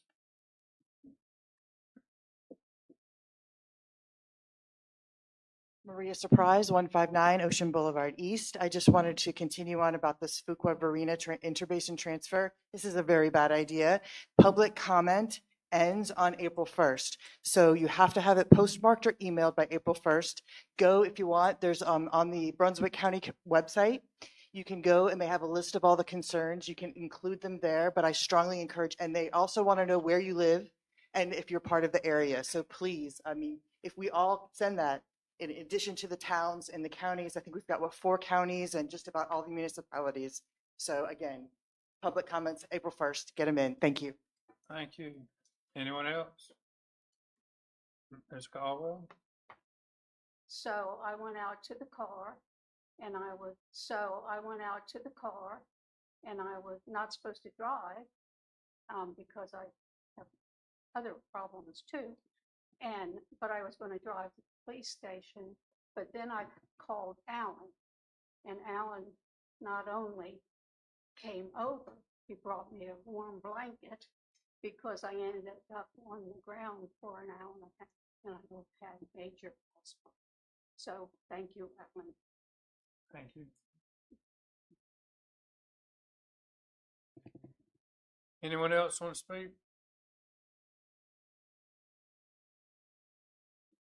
Last call. You got 3 minutes. Anybody want to say anything? All right.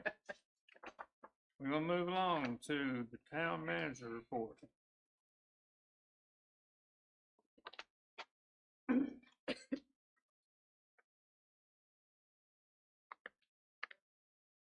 Last leg of this marathon. Well, I'm getting ready. Everybody has seen it, so I'm going to just do some of my additions, just some additional information. We go through the Block Q master plan, March 11th special meeting agenda, the narrow the scope. Since the report was published, we had a meeting with McGill this afternoon to discuss your input on the contract for scope of work. Still working on that. Christie, anything to add to that? That's pretty much it, okay? Block Q stage area. Since this report, a mandatory pre-bid meeting was held on Friday,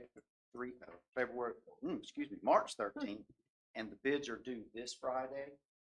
And so on the April 10th special meeting agenda, we're going to have that to where you choose bid. Okay, we're going to go on through. I do want to go ahead and do the employee updates, though. Very important. Steve Barger has been selected as police chief. He will be beginning at the end of this month. Frank Dilworth is currently serving as the interim chief, and we appreciate him doing that. Chris Benton received his cross connection certification. Archie Archibald received his CDL, right? Bryce Tripp received his Class C distribution water, and Penny King received her note. I think that's everything at this point right here. I do like saying that. And upcoming events, the Easter egg hunt will be Good Friday. Christy, what's the sign up? Is that shut down now? Friday is the deadline for sign up. Gotcha. Okay. This Friday, not Good Friday. Don't Yeah, show this- up the day of the event and say Christy said you could sign up this Friday. Some additional updates. Paving bid invitations have been released with a return date set for March 27th. We didn't have this information available prior to the report being submitted. Those being planned this year are swordfish and tuna, and are scheduled on the road maintenance plan for part of the CIP.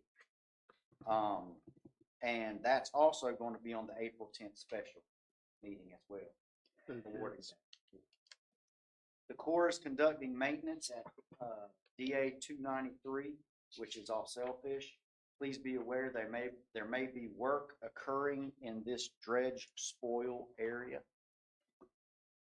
Next week, Christy and I will be attending the ASPPA conference and making legislative visits on Capitol Hill. Your funding request for Lockwood Folly Inlet will be finalized to meet Congressman Rouser's his deadline of tomorrow, and it was actually completed today. We've already submitted that. Bike lane street sweeping is scheduled for next week with details to follow via the blast from the town with more definitive information provided by the company. And then Christy and I attended a fire service meeting at the county. It appears no fire tax will come to fruition this year. But we are working closely with Chief Todd with any changes that may originate from the county level down the road. And staff is actively monitoring proposed changes to property tax laws at the state level. That can be expensive. So, yeah, so they're still in the investigative phases right now. So anything, and then I know there's been some questions about the manager's report, and I still would like to hand it out, my report on the night of the meeting for the most current information, and then Heather can include it, and then we can actually have a page or have something set up to where we can put it on the, on the website. But it was pointed out that I think that there was a vote that had been made, and so I don't know how we would want to proceed, if you want to proceed. I can continue to do this. We just had a lot of updates on this one. I think we made a consensus that you asked if you could do it that way, and we made a consensus that was okay then. Okay. Well, let me just make it real simple. Does anybody want to make a motion to change it? No. Hearing none. I would make a motion that we allow the manager to present his, written report at the night of the meeting, but that it be subsequently posted to the website and go out with the distribution list of the synopsis of meeting. And, okay, sorry. Is that clear? Yes, You know, ma'am, at least it is, yeah, I'm sorry, yeah. So doing it the way we are, basically, right? Well, it's not being updated on it would- Website? Okay, I'll second that. I mean, now he puts it in the packet and then he comes to the meeting and has to make all the changes to it. Yeah, so I So second it. basically, rather than putting it in the packet and then we making all the changes to it, then he will just bring us the written Right. report to the meeting. I second that. Discussion. When does the public get to see it? Yeah, I'm sorry, I'm not clear on that. 'Cause I mean, I was involved, Paige, you and I, and it was 4-1 vote to move it forward so that it could get in the packet, the public could see it, the public could make comments on it. And any changes that happened in the interim would be talked to as Well- part of the thing, so. Well, there's a different staff member involved now, and he asked if he could do it that way, and we had a consensus at the last meeting or the one before. So I That think, meeting I missed, I don't remember. So, no, you were here. But there's a different staff member from the one that we talked about before, and that staff member agreed to do it that way, and now this town manager is asked to do it this way. And we Oh. had a consensus at a meeting one night, and everybody, as I remember, everybody said that was fine. if I could, I'd like just to go back a little bit. Okay, hold a minute. Go ahead. You've made a motion. I Would second. you restate the motion so we know what we're talking about? Can you read my motion? To present the written report the night of the meeting, subsequently post it to the website and go out with the recap of the meeting So- that I send out. So that goes out like a week ahead of the meeting? No. No, that Well, goes, It would go after the meeting. He would present it to us in writing, his report at the meeting, and then Heather would be Oh, responsible for okay. posting it on our meeting information page on the website, and when she sends out the meeting okay. update. So I was confused. I So the thought public you- is getting it after the fact, It's but, just the most updated report but than it's an the week updated before. Okay. because Okay. now they don't get the updated report. Correct. They're getting the one that's in the packet right Yeah. now. probably. And I can make a designated spot on the website for the manager's report so that people can go back and see multiple ones All that right, you guys. I understand now. Got us, you're on with us? Can we discuss now? No, I need a second. I already said You it. did? Yes, sir. Sorry, I need to. That's okay. No worries. Okay. So, All right, we can discuss it. You got the floor. okay, if we go back to how this originated, if I'm not mistaken, the town manager in the meeting one night said, "Hey, I got some updates," and so it was just kind of a, "Hey, let me bring you up to date," and then somehow that got codified into this big long report, and by the time he gives the report, all the information is outdated, as shown tonight. You provided a lot of updates, so he's got to prepare for the packet. He's got to prepare it twice. So what if he just comes to the meeting, gives us the updates, we record that, and he puts one after the meeting whenever she does the minutes. That's what we're talking That's about. what she's That's what talking we about made the doing. motion to do. But in your motion, it says bring a written one tonight. No, to the meeting, he would bring us a copy of his written report, which would be up-to-date information. He'll bring it to the meeting. So the one that goes okay. in the agenda is a week old, so the Yeah, people, it's the a week public old, looks at everybody, that week we old get it now. agenda, and then he's bringing updates, and the public's not getting the updates, so instead of doing it, he can Just do do it the one. night Yeah, he'll just do and bring the one. updates, and then it's posted. Be correct, what we get at the meeting will be the correct report, not and that's hiding what will anything. get posted on the website.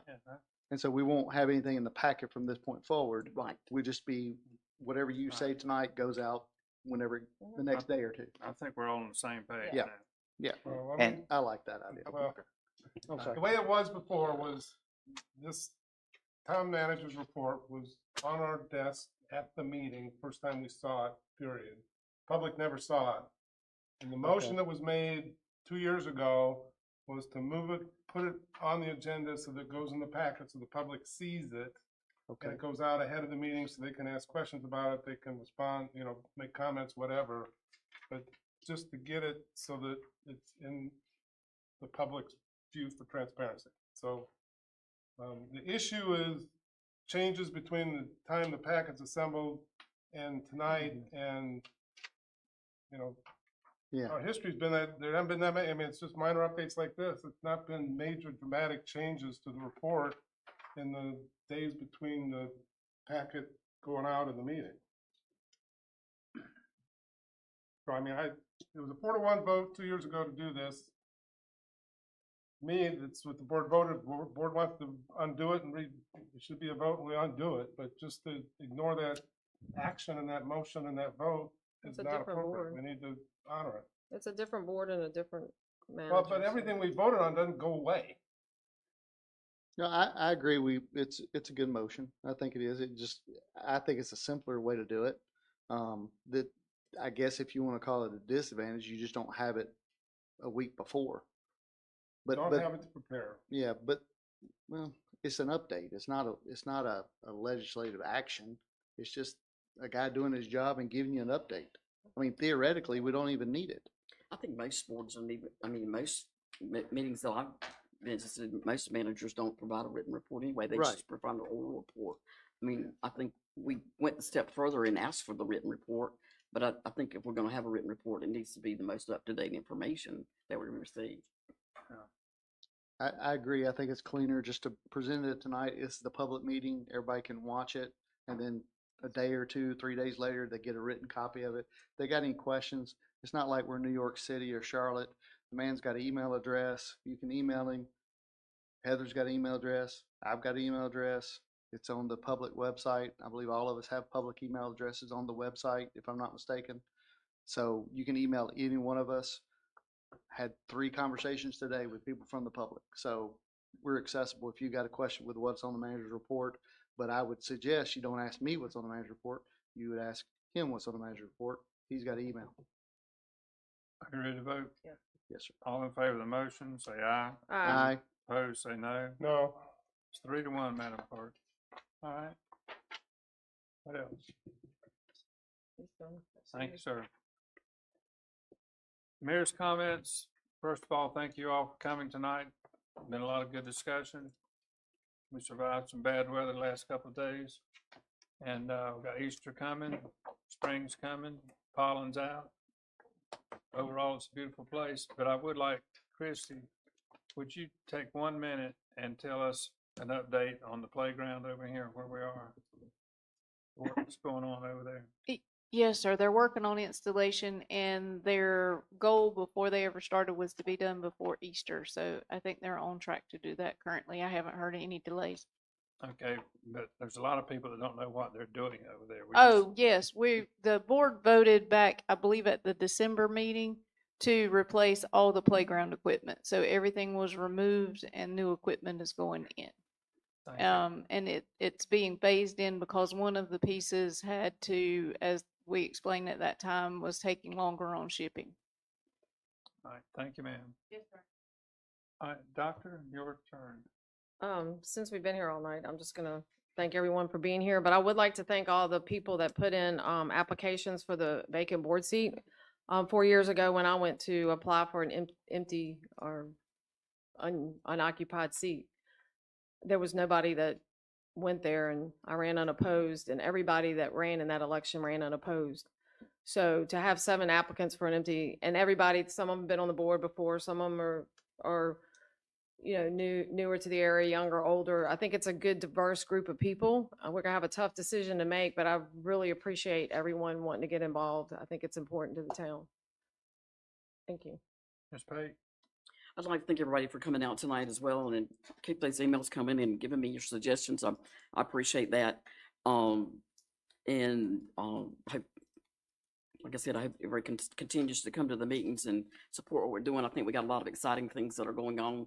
I don't think some people realize all the good things that are going on. We keep getting some calls and asking, why haven't y'all done this and why haven't y'all done that? But we keep reminding them, we just got on the board, we're having to, kind of pace it just a little bit. So be patient with us because we are doing and getting a lot of things, I think, going on that people just don't stop and think about, like the playground and getting the stage moving forward and things like that. And I just will say that the word peer, because it hasn't been said tonight, so I feel like we have to say it every night. Surprised Will didn't say anything about it, but he's on another state box tonight. But we did at our last meeting decide that we were going to discuss the peer project as part of the budget at our meeting on April the 10th. So just in case somebody missed that, we are going to discuss that. And just because we don't discuss it always in the open meeting doesn't mean that we're not thinking about it and looking at issues, and staff's not looking at things and whatever. So there are things that are going on sometimes that you just don't always know that's happening. But I do appreciate everybody's concern about that, and hopefully we can do something to get that project going in some direction in the near future, I hope. But we're getting ready to go into the budget season, and so we're going to be looking at the budget, and then we got that wonderful news tonight from the county, so that wasn't something we were wanting to look at and have to think about. So always something. But I do appreciate the support in those coming out, and like I said, even if you're participating online, I do appreciate that. Thank you. There's a lot of stuff to be thankful for. Every time I cross the bridge, I thank God I live here. There's two departments I would like to thank God for tonight. And number one is the Public Works. Those guys have been cleaning sidewalks and putting in drains and painting fire hydrants and just presenting Holden Beach in a really, really good light. And so I would suggest if you see something on your street that's been improved, take a picture, put it on Facebook, and let everybody know that we are getting ready for our vacationers. I'm excited for them to come across that bridge. I'm looking forward to not going across the bridge at 3 o'clock on Saturdays. I'm looking forward for that so I can just stay home or miss the garbage truck at 10 o'clock. The second department I would like to thank God for is our inspection department. I received a phone call today from a guy who received a notice saying he couldn't do what he was wanting to do. And he called the inspector, which I believe is Miss Jana, and he talked to her and she was able to walk him through a path. And he called me back today and said they were so pleasant and so nice to talk to, and it gave him pass to go forward. And so I just like to thank God for that department as well. And I could go on, but I'll stop.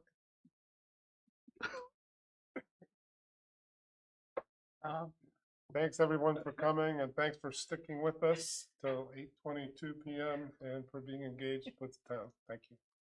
All right. Okay, I think we have two things left on the agenda. Madam, let's see, we need a motion.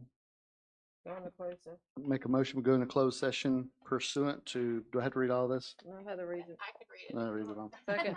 North Carolina General Statute 143-318-11A3 to consider the qualifications, competence, performance of a public officer or employee, and North Carolina General Statute 143-318-11A1 to prevent the disclosure of privileged information.